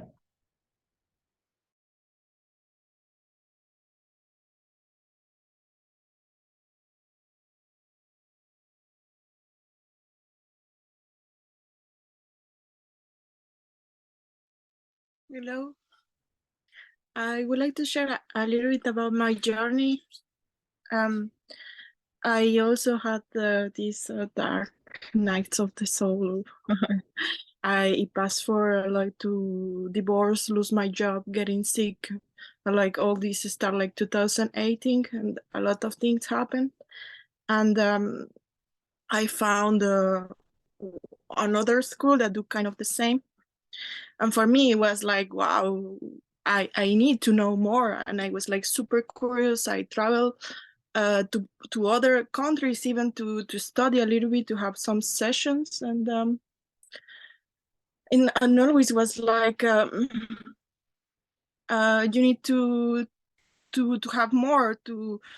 I felt like I was not sensitive enough, because I saw many people having these different journeys and the dreamings and the colors and movements, and I was always like, okay, like maybe everything that I pass, this sickness or this depression, is not letting me advance in this process of because after I start to study this to make a formation, and I make the online, I think I make like 1,000 of different school, and I try different people, and it was always difficult for me to, I couldn't connect with everyone. And sometimes I was like just lying there and I was like, okay, everyone, it was like saying like, oh yes, I had these dreams, I had this, and I was like, okay, I was just there. I didn't feel nothing, and I was always fighting, not fighting with myself, but trying to let go, like what do I am doing wrong, like I'm here, I know I'm capable, I know I am someone that I don't feel like limited by myself, but at the same time I was like, maybe I'm doing something wrong, maybe I'm not doing something. And so I also had this 7 days training where not with CAP, but with one school that is from these people. And I did since like 2019. So I saw some people that were with me advance like so much that now they have like his own school and they're like amazing. And part of that also it made me feel like down because of like I am also doing the same and I'm not advancing. And I always have these blocks that I couldn't understand, like why, or sometimes I was not responsive as others, even if in me I feel like he called me, is a call. I want always like help people, like to is like something that resonate with my heart or with my soul. But at the same time I always had like these doubts, like okay, and even sometimes holding the space for others, I was like just there holding space, and these people at the end, the people were like telling me, wow, I had this and that, and I was like, even not even believing. They tell me, this is happening. But when I am there, sometimes I'm like fighting with myself, like, okay, I'm relaxed, I'm letting go, but something is I am really having these doubts, like, is this really for me? Or also interesting to learn about how everyone do this process of holding space.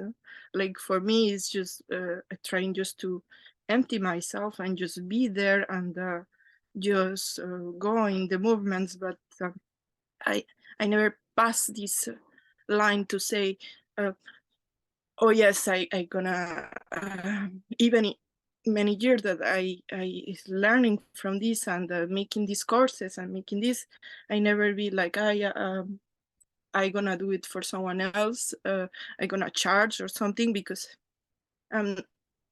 it's something that maybe I am too perfectionist in some way, that I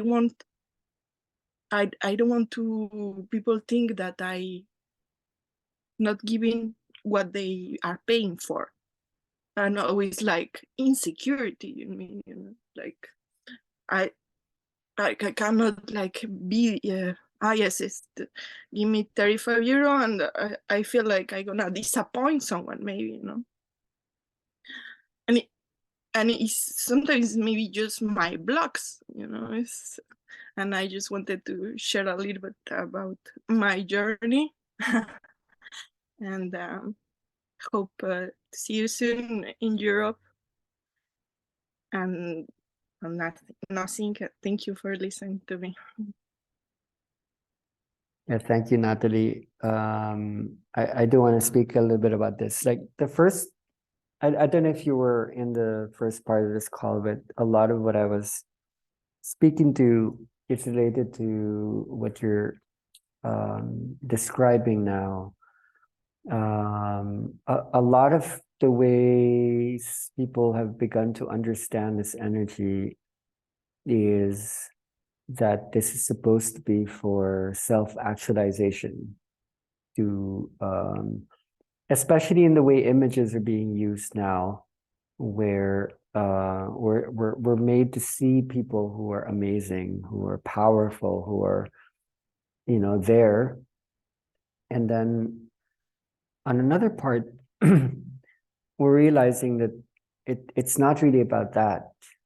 So something needs to slow down. Like what this energy does, rather than just push forward and bring people to progress, is it actually creates a regress, meaning it makes us go back to the child, to a childlike nature.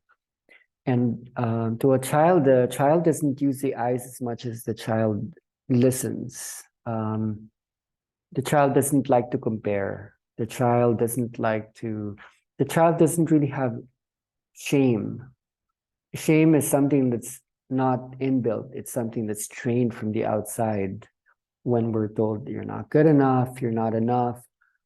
So there are still some of these shaming dynamics at play when people interpret this energy to be about simply to become amazing, to become more powerful, to be able to do all of these things. I think it's very fast that this has been applied to that, and it's just not what it's about. It can bring about many, many things for sure that would help the environment, the ecology of the planet, to help humanity, to help ourselves. But from like a Western interpretation of what began in the East, it's too simple. It's really, really too simple how the entry point into this has become overly mechanistic.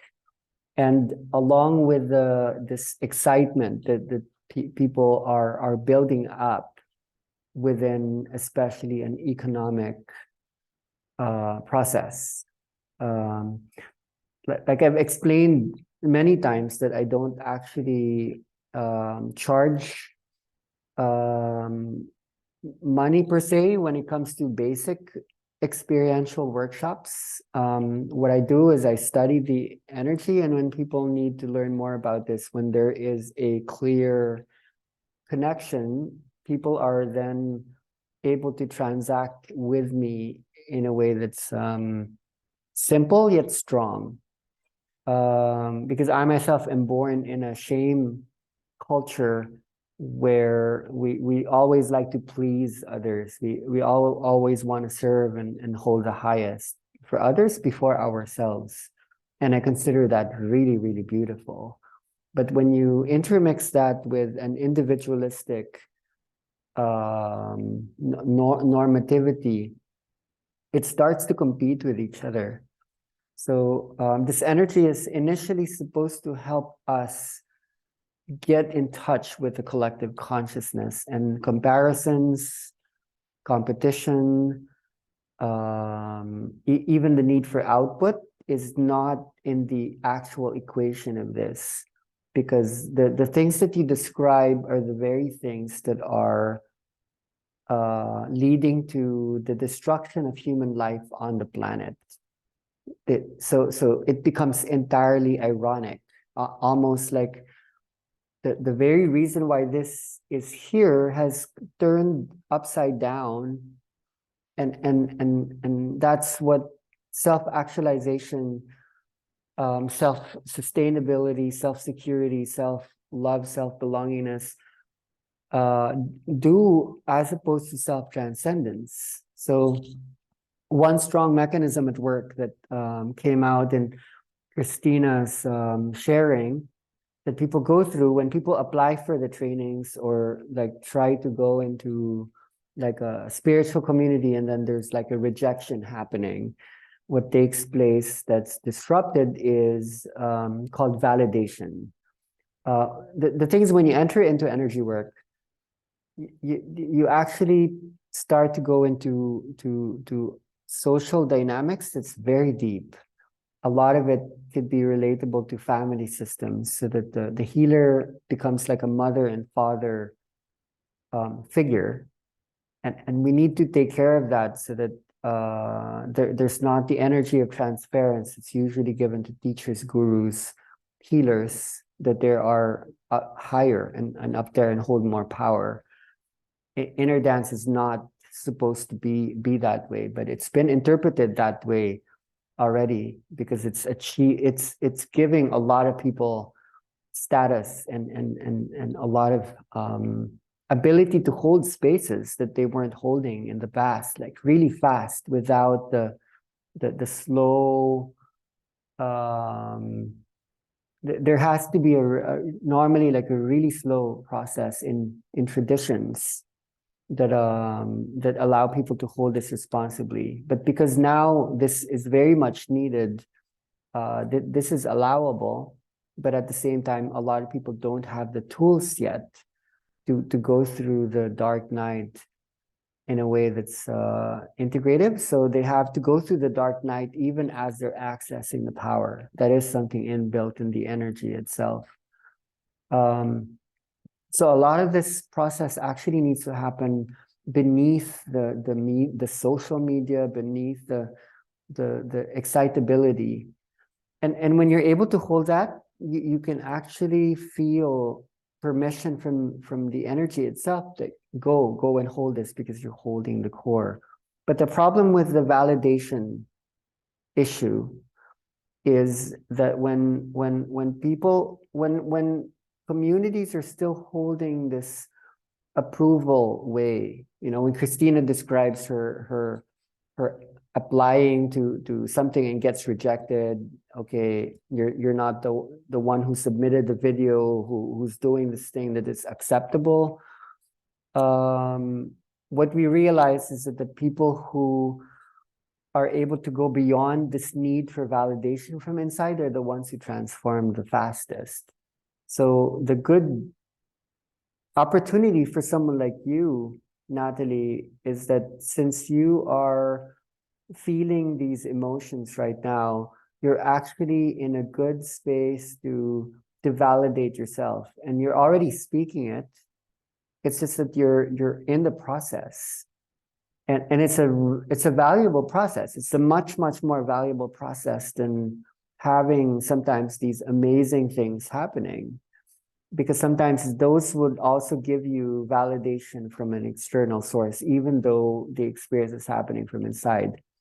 That's only partly true, but we can't also just get stuck in what's happening as a manifestation. What's important is how we aren't just looking at the effects, but how we look at ourselves as the cause, the cause of all of these, not self as the ego, but self as one holding all of the others within the self. So from the way you speak, you're holding a lot of this emotion of humility. Shame is a feeling of smallness. And in a spiritual way, it's actually the most beautiful trait as well. If you know how to use that well, it will help you to hold more, because of your smallness lets you hold bigness. And if you're already seeing others that you're holding space for, sharing this, like, wow, yeah, you know, like this is actually changing my life. This is beautiful. This is amazing. Thank you. You should really just trust it. Don't wait for anyone outside, not even from me, not from anyone outside, to tell you that you're good, that you're okay. If for you this is already something that makes sense to you, don't let anything stop you from doing that for yourself and for others. Because the more you share this, the more you're actually sharing it for yourself. Because if you believe that you have it inside you, then you believe that you have it to give already to others. And then all the more that would feed back into yourself, that it's because it's inside you already. And that would really help you settle. So I want to thank you for verbalizing this, because there's something at work, and it's not just about these schools that you mentioned. It's everywhere. It's in companies, it's in governments. This kind of dependency on the father, the mother figures, the ones who are taking up roles of responsibility. Inner dance is really an energy that's supposed to be here to equalize and hold equilibrium for we're all going to hold each other, and no one's rejected, no one is not good, everyone is okay, and you don't have to overspend all of your money just to get what's already inside you. Yeah, for me, that's something that's not making sense. Like, if it's already inside you, then why would you need to? Some people are going to debt, they're borrowing money that they don't actually have to gain something that's theirs, but through the agency of other people who are demonstrating they have more of it than they do. So their eyes get glazed over and they get amazed, and they're really in awe. There needs to be a humbling experience now, like more than ever. It needs to start now. This needs to be humbled like 10 times or 100 times over, because it's the purpose of this. We're too much in our heads, our control mechanisms. I'm not talking about those schools you mentioned. I'm just talking about even us ourselves, just to like, wow, the bigness of it all. Like, this is huge. This thing that is us, that's in us. And yet we're creating these very human constructs, these mechanisms, these social groups, these a support group is different. If it's going to be like spiritual bubbles, then I'm not sure. If it's going to be spiritual industries, I really don't know. But if it's really just going to be a womb space to help others go through what needs to be undergone, then feel free yourself to hold that, because it's really very much needed in the world. Let's just be aware of the dynamics that are at play, that have been out there, that's actually part of a very old story, that is the very thing that needs to change. So you're speaking a lot of truth. Thank you for your vulnerability. It's actually coming from a place of strength to be able to do that. Thank you. Okay, Caro, and then Joanna. Hi everyone. Thank you for all your sharings. I wanted to go back on the dark night of the soul, and because I think I've been through this step at the beginning of the year, end of the year, and beginning of the year was really the last day of last year. It's really so tuning in. And I do agree that this is maybe the most important step that we will have to go through, and until you don't pass through this portal, you don't know. I think I was like in a kind of a cognitive dissonance regarding it, and like avoiding fear, and like really resisting, like deep inside me to something, and I didn't had to provoke it. Like, it came to me. It's like this energy is like so well done and well designed, like this life or intelligence, that it's all coming at the right time. It's just about time. It's about time, and also having space. I was like in sort of incubation, as you were saying, the word incubation, that I think it was that, like, since September, after the Turkey training, and I was really like in a like strange, like dense space. But I was the only thing, the only light that I had, like in this dark, like black hole. It was like this trust, this word, like trust, just trust the process, and yeah, it was like really. it came to me when it had to come. I got sick, and I also had like this like process of purgation at the same time, like really like physically. I've been through, and since then, it's and I know it's like just the death of one dimensionality. It's like many other deaths maybe will come. I'm not expecting it, but we will see on the path. Like it's a lifelong, like researching, like exploration, I think. But from what I can say, like it's perfectly tuned in, and then you access to other dimensionalities, and this thing on the collective dialogues is happening a lot to me these days, and it's like some thoughts are coming into my head, but I know that this is not only my thoughts, kind of, it's strange, but sometimes I'm full on, like in my mind. I need to write down things, but now I can access this different dimensionality.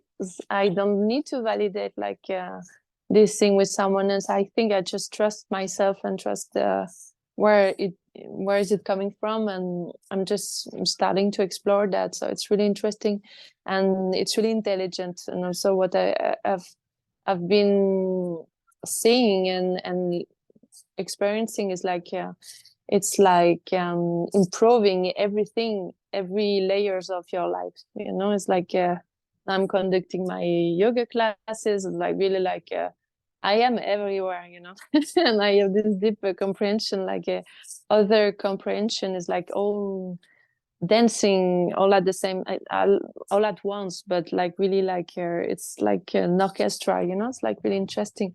And also like I'm coming from this communication and advertisement, like jobs. I started with advertising and everything, and I went to like a retreat like in 2009 in Australia. I was backpacking, and I had like this vibration, like in with Kitty. Kitty's coming from Australia, and she maybe know that Kakadu National Park, like in the northern territories. I had like this experience of feeling the vibration of the earth, and I was like in this state also to say, this is not life. The life that I was conducting in the at the agency and everything was not the life. I quit. I quit everything like 7 years ago. We came to Spain with my partner to live, and I did like I had like 2 years of really like not knowing what I will do, and yoga came up, and this was the beginning of my I think awakening, and here I am today. But what I wanted to add also is like we need to take our time. We really need to take our time and to have space for that transformation, because it's not like an innocent or naive transformation. It's really deep transformation. You don't need to go to the to the real death to go there, but you just take your time and just observe, because it's like it's really deep, and we need to be also kind of prepared, but it's deep, slow and fast at the same time. I don't know how to describe it. I'm just like at the beginning of exploring it, but don't be in a hurry, I think, and just appreciate like every moment, and it's all coming together. So thank you.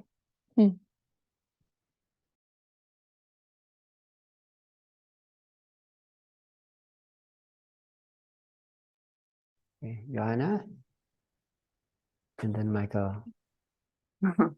Hello. Thank you for all the sharings so far. I'm gonna skip all the years since I started walking or running away from myself and all the everything that happened, and go into talking about a little bit about the translations of the energy, that how how inner dance to me nowadays integrates in a way where how I experience like what happened in the transformation and what how does inner dance as a language then kind of become the space holder itself. I'm gonna try to pick up my thoughts and the thread after listening to so many layers. I was putting in the words last autumn what inner dance is and what the space holding is, and why would I offer someone this journey of transcendence or self-actualization, or why would I like how could I explain it, and why would I offer someone this experience of dying and being born again, and where are we born again to, and like what would that be, and like if and how when everything that is here turns into a mirror of myself and is being perceived by myself in fractions and pixels, and what happens after, and what can I say, and how can I bridge this into something. And I was thinking about the word transformation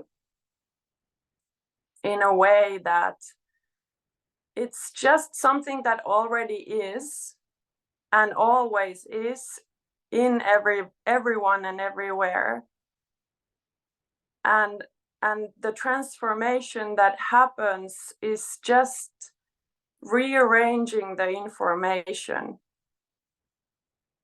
so that the information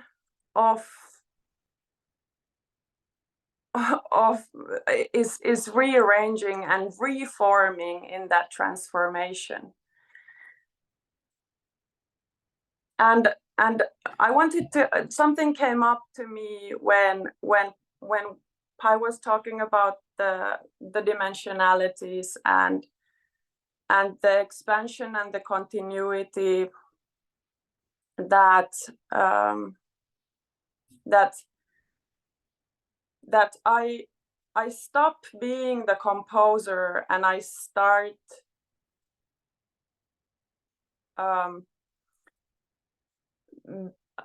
being the kind of the thing that is being composed. The composition. The composition, yeah. So I'm part of the composition in that way when I'm more observing than affecting from the point of view. And last summer we were, well, I'll start beyond that. I was in a process with some friends from Finland who we wanted to bring inner dance as a base of an eco-village type of a system here, and we wanted to base that on the energy so that the community that would come there to live could use the energy to understand the collaborations in the village, and we were trying our best to put that together, and eventually it didn't happen, and we didn't really know why. We just felt like we were on the wave and we were working with the energy, and then it just didn't happen. And last summer we were here in Finland, and with a group of people, we decided to use a slot that we had booked for inner dance with friends in my cottage in the middle of Finland in the forest. And we decided to gather there without a precise aim. And we didn't have an aim why we would gather in that space, why we would be in there to kind of reach some goal with the staying together. But it just felt like that moment was offering some things and pulling in some strings that we wanted to give an opportunity to see and look at and offer everything that we have in that one moment to that space and to that moment. And in the cottage, actually, Pai brought up like about the village, that hey, you've got the land here and you've got all the buildings here, and you've been in this process of creating a village, and you've got the base for a village here. And then that also woke something in me, like, okay, yeah, one of the reasons that I stepped out from the village process was that I have this land that I feel appeal to go to every summer. So why would I go somewhere else and put my energy to something else, and then I would be in between places? So here in this space, something happened that kind of really casual and really practical happened, that kind of stretched out the mind and the time, that I didn't know why we are there in a way that I knew why we were there, and it was rich to share about inner dance, about community, and live in a community in a really free way from an inner dance point of view, where the energy had actually brought us together. We didn't have to put a lot of effort to bring the people in the land. The land was there, the buildings were there, and there were chores to be done to be able to support the space. We had also really good conversations on ownership, that even though there are from a perspective of Finnish government, there are owners to this space, but if we are there as a group of 10, we are all in that moment, in that space, in that room, and in that land, owners of that space, because in that moment we are there. And as treating this area or this environment that you are in, if you interact with the environment as an equal, as an owner, or as an equal to the environment, as a part of that environment, it's flowing, it's fluid, and everything functions really from an equal space with a lot of people as well. And with the respect to the land and vice versa, to the people in the land or the buildings or anything that there is, because everything is one. So from my kind of earlier, if I would be I like, how would I explain? Like, if I would be outside of the energy that is holding space for the composition, I would think that, okay, my wish is that this group of people could create one garden bed for me, because my dream is to have a garden in the countryside. And then we are there, and we have agreed upon working with the garden. And the next day that I wake up, or 2 days after, I realized that in 3 hours, I think, like two mornings of work, we created 6 garden beds, and we cleared out the whole forest around kind of the house. 6 garden beds. And I'm just waking up to this, that in my wildest dreams, or in my wildest kind of expectations, I wouldn't have had expected something like this to happen. I wouldn't have planned this to happen. And I, like, that was not even in my vision field.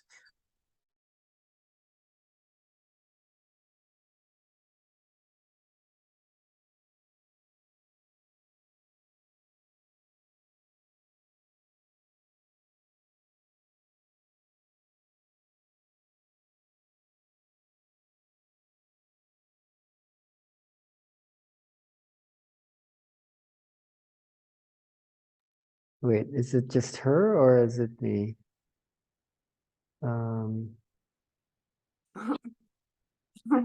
So somehow all that that I create, and that I am, and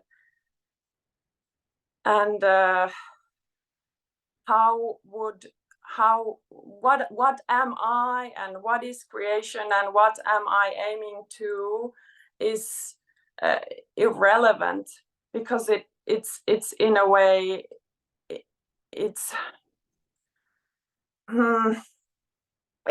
translating. That's the bridge where I wanted to bring the energy as a translator. The energy is the language, and it's translating through me to what is perceived, and as kind of relation with the environment. And with the environment, I mean everything that I perceive is outside of my body, in a way. Imagination, goals in life, or money, or house, or our village, or a garden. It just starts translating from the point where there is no me, there is just pixels. I don't know why I'm washing these dishes every day. I don't know why I go to work, but in some way this translates just reforming the information into that all of this actually makes sense again, and something can happen and unfold that I didn't know, and I didn't have to know even. So I think this is what I wanted to share. Amazing story. Thank you, Joanna. See you from Michael.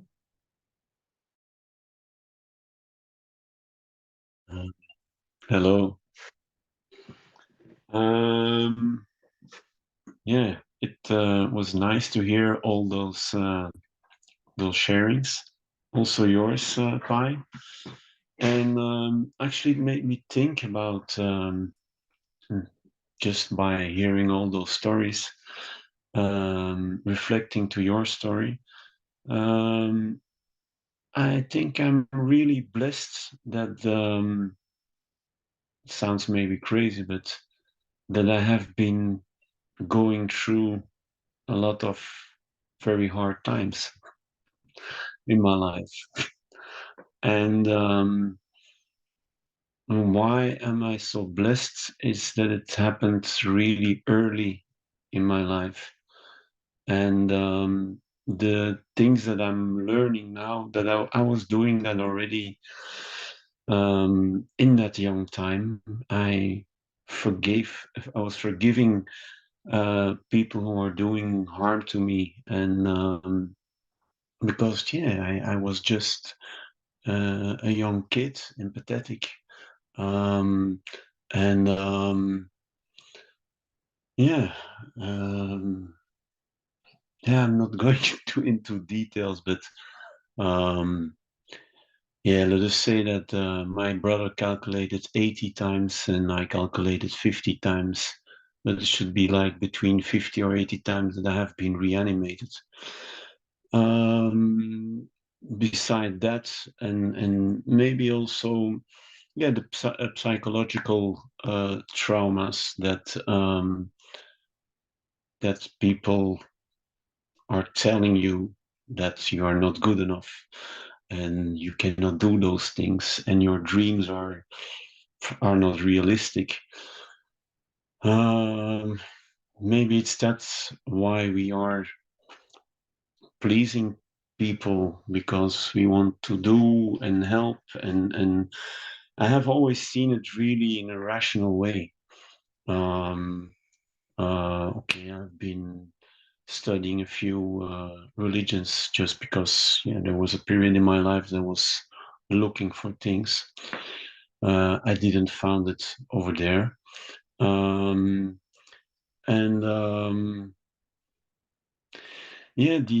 those I'm always like in looking into systems. Also, all the jobs that I have been doing.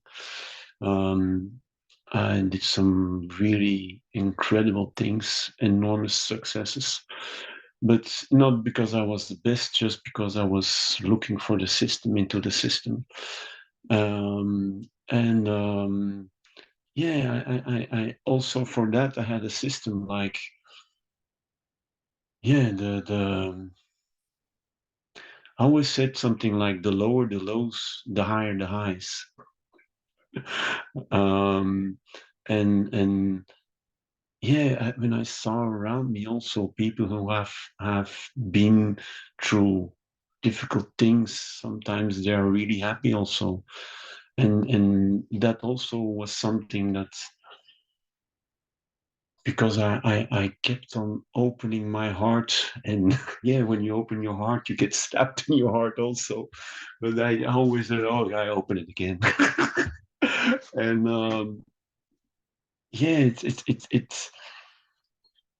it brings a lot of highs and lows, but I enjoyed it more in my life also. Otherwise, I would not have seen all those beautiful things neither. And hearing to your story that you're telling, like how it came to you and your awakening, maybe I have been through a few awakenings already before I knew what this was.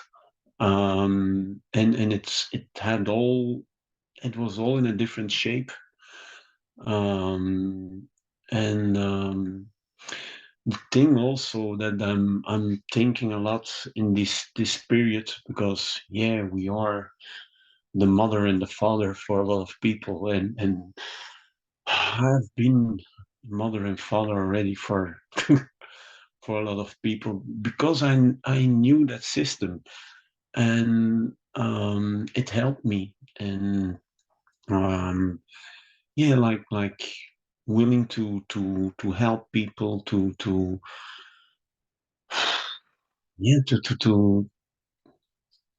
please, also being a giver, without whatever. If there's no return, it feels good to give.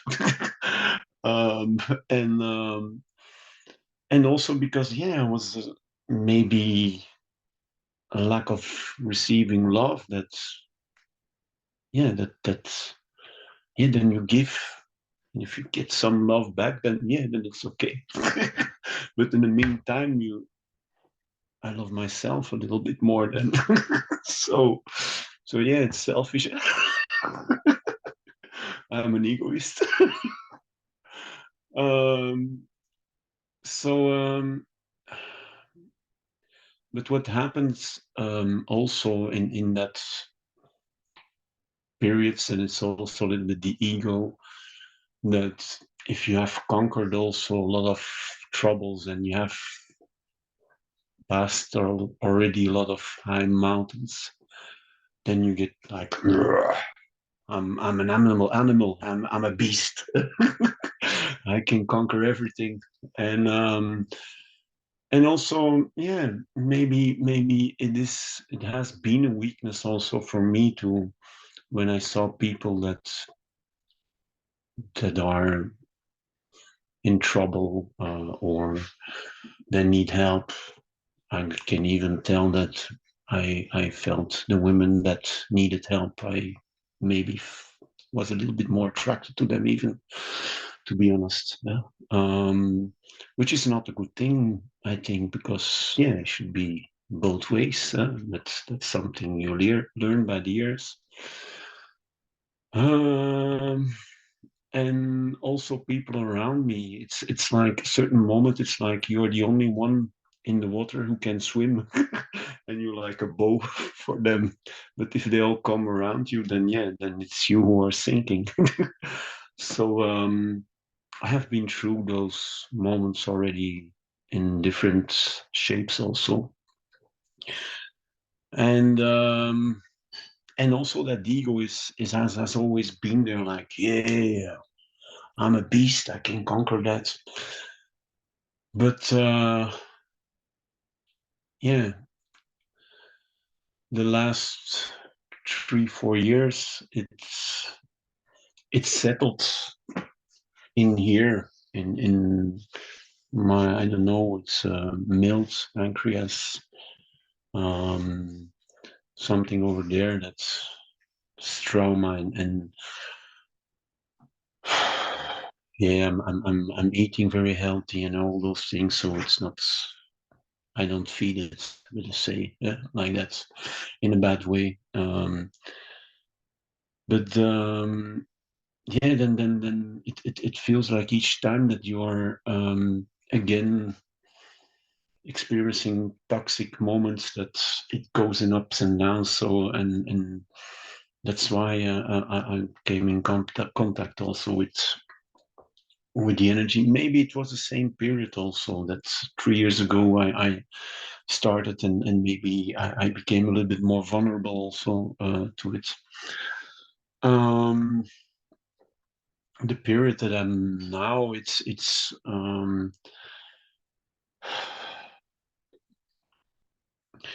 yeah,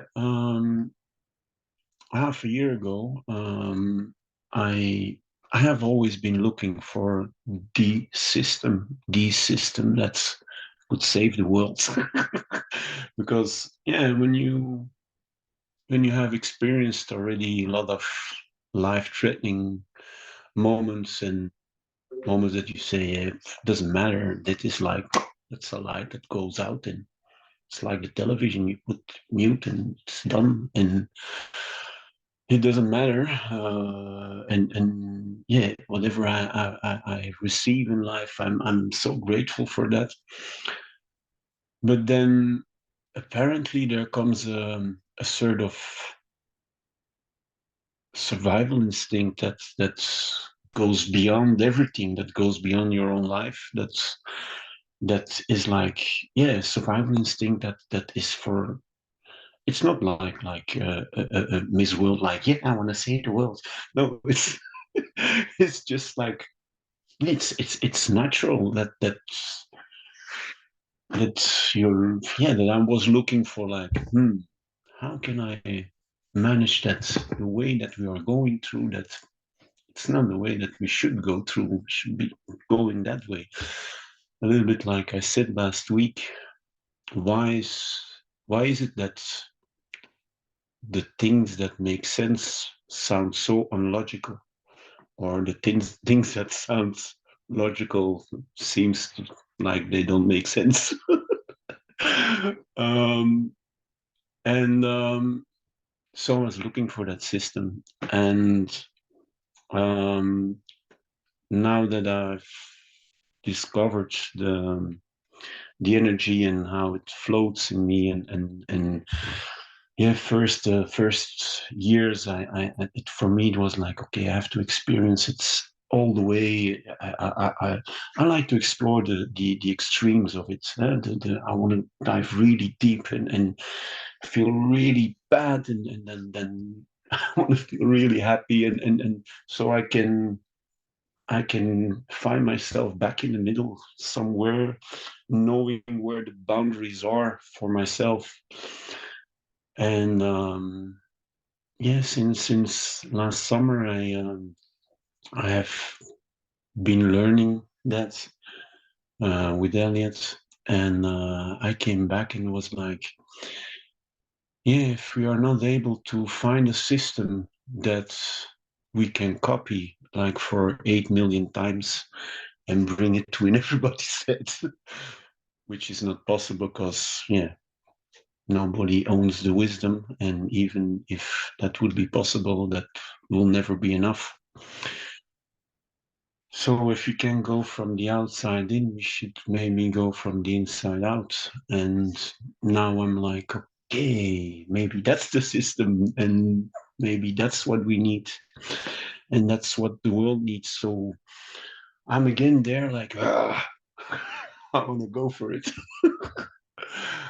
And in the same time, I'm also learning. I'm learning with you now. I'm learning a few other courses also. I'm a freak. If I go for something, I'm going for something, and then so now I'm a freak in learning the energy. And okay, I know how it is with CAP, and I don't feel. I don't want to put my clients through what I have been going through, because yeah, I had some background already, so I say okay, yeah, I have experienced already a lot, so I can go through this also. And I have been doing some one-on-one sessions, and it goes really good. And I've been doing 2 group sessions. And in the group sessions, people say like, yeah, it's less, we don't feel enough, we don't feel that much. And those who are already really good activated, they were like, yeah, it brings a certain sensitivity, how I do it with the music and everything. And I have a little bit of different music also. Yeah, I have my own style. Like, I hope everybody's got his own style. And it's also when I have to ask the same price on one-on-one, I don't want to do that to people. So I want to give group sessions as much as I can, and to make it cheaper for people, so it's accessible more to people. So the idea that I have now is like, I'm a DJ. I would like to play live DJ sets while I'm doing it, with the music how I feel it. And my doubt there is now, like Natalie was also saying, like, are people going to be satisfied after a session? Like, first, there's a group session, so I've learned already that the intensity is less. And second, if I will be in the zone of playing music, I will maybe not be in the zone like channeling or, yeah, being facilitating. And there's my doubts. And yeah, maybe it's a healthy doubt. I've heard your answers already to Natalie, which feels good. So yeah, if you can help me out with little tips and tricks, thank you. Thank you, Michael. And you put your hand down, Una, so I'm seeing maybe you're okay. So let's close. We're at the 3-hour mark. I'm looking forward to next week for intensive. I think we can really move into a space of learning now, just listening to where a lot of people are at. In Studios Mundus, you've gone through so many waves of these, and there are practical things happening already this coming week. Have like conversations with doctors and schools, and then we're also it's ground things. So I think the wisdom in the metaphors Johanna has brought to us in terms of the garden. I think the garden is a good metaphor for the system. The system is the garden. So thank you, Michael, for speaking about the system. There is a system, and that's what attracts us to this thing we're gathering now, not just today, but like these months and years. There's a system, and it's really true that it can't be outside in. When you think about the inner dance spread. So yeah, sure, people call it many names, but it's the same energy. Now, there are many organizations that take a lot of money and resources and time and effort to spread something. What you have to wonder about is how come this spread? Take out the mystical parts and everything else. There's something in the human body, mind, spirit construct that matches the wave. There's a wave, an imprint. There's like a code. There's like a certain pattern. Pattern is one of the best words that we can study, and this is a system that exists not just in humans. It exists in animals. It exists in plants. It could also exist in atoms, in molecules. And this is what we're studying. So going back to the metaphor of the garden, yeah, I'm glad to look at the composition. When you look at a garden, you look at the composition of the plants, the trees, the bushes. They're really well laid out. In a forest, it's the same. But what makes a really good garden isn't just the composition. What makes the composition possible, given the talk today was about the dark night of the soul, is the compost. So we're not just composing, we're decomposing.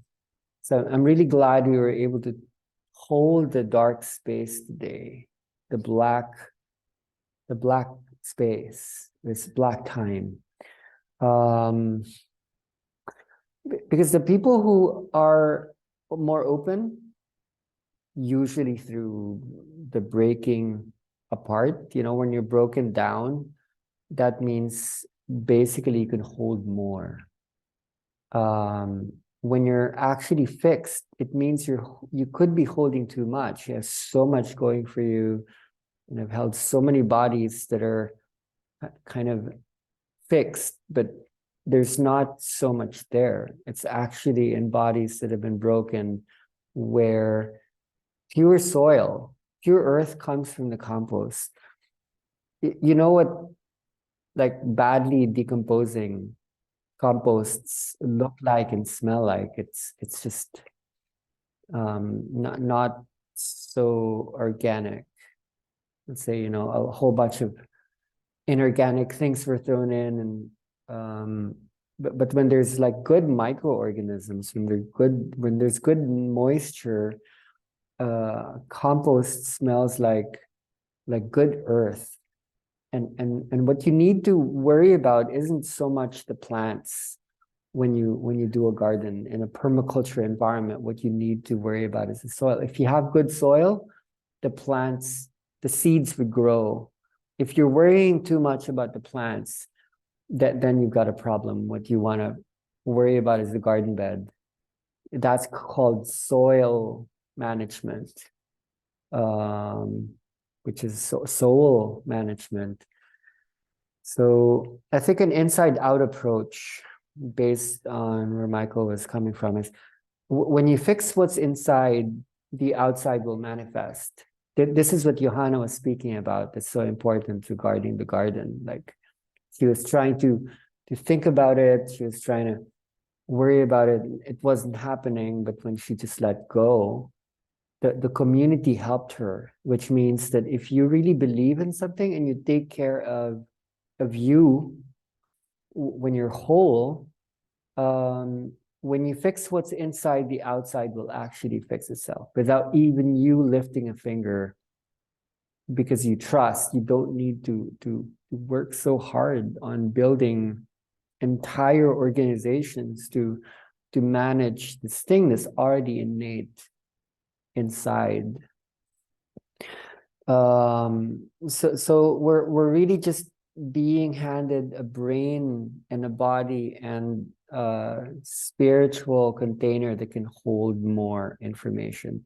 To compose means to integrate, but for you to integrate more, you need to disintegrate. So you need both ways. To learn, you need to unlearn certain things. You need to make space for that. So I think that right now minds are open, bodies are quite open to receive, as well as to allow what is inside to emerge. So yeah, there's this general feeling we're ready. We're at work already, and today we made space for like holding the dark. Like we're learning to hold the dark that has been pushed away. So spend your day, your week, honoring this, seeing the beauty in the dark, whether it be in the past or ongoing. Just hold an altar there. Don't stop negating the negative, because the negative actually creates the conditions for possibility for the positive. You cannot have day without night, and therefore you cannot have light without the dark. They go together. That's how we designed it. And when we try to hold too much light, we're pushing away the dark, and the light doesn't become possible. If everything was light, you can't experience light. You know, let's say you were a candle in a bright day, you won't shine. If you want to experience your light, you actually need the contrast. You're creating these conditions so that creativity, courage, forgiveness, strength could be experiential. Otherwise, it couldn't exist when there's actually too much of a good thing. You wouldn't appreciate it. You wouldn't be able to create it like authentically. So give this to the world, offer this up through your example. Don't just talk about it, just on a daily basis. Wake up well and roll up your sleeves, you know, like this is another day. And the secret is just keep saying thank you. It's like, okay, thank you. With Christina, we put the word anyway. I love you anyway. It sucks, it hurts, it's shit. But thank you anyway. You know, learn to put humor in it, because humor actually lights up in exactly the same part of the brain where insight is happening. And the universe likes jokes. You know what jokes are? It's when unlikely things come together. And that's called synchronicity. That's called like insight. It's when you start to go, oh, aha, okay, I didn't see that before. Because you know, I was broken, I have space, and I'm not controlling too much. So learn to see everything is funny and smart and amazing. It's all about attitude at the end of the day. That, you know, changing the mood, you already have it, you know. So let's have a great week, everyone. Thank you for holding this another amazing community call. and see you again. So if you can unmute yourself, let's say good night, good morning, good day. Yeah. Thank you. Thank you. Anyway. Good night. Good morning. Good day. Anyway. Thank you, Bye. Good night. Love And you happy everybody. all. Mm. Anyway. Bye anyway. Bye, everyone. Bye. Okay.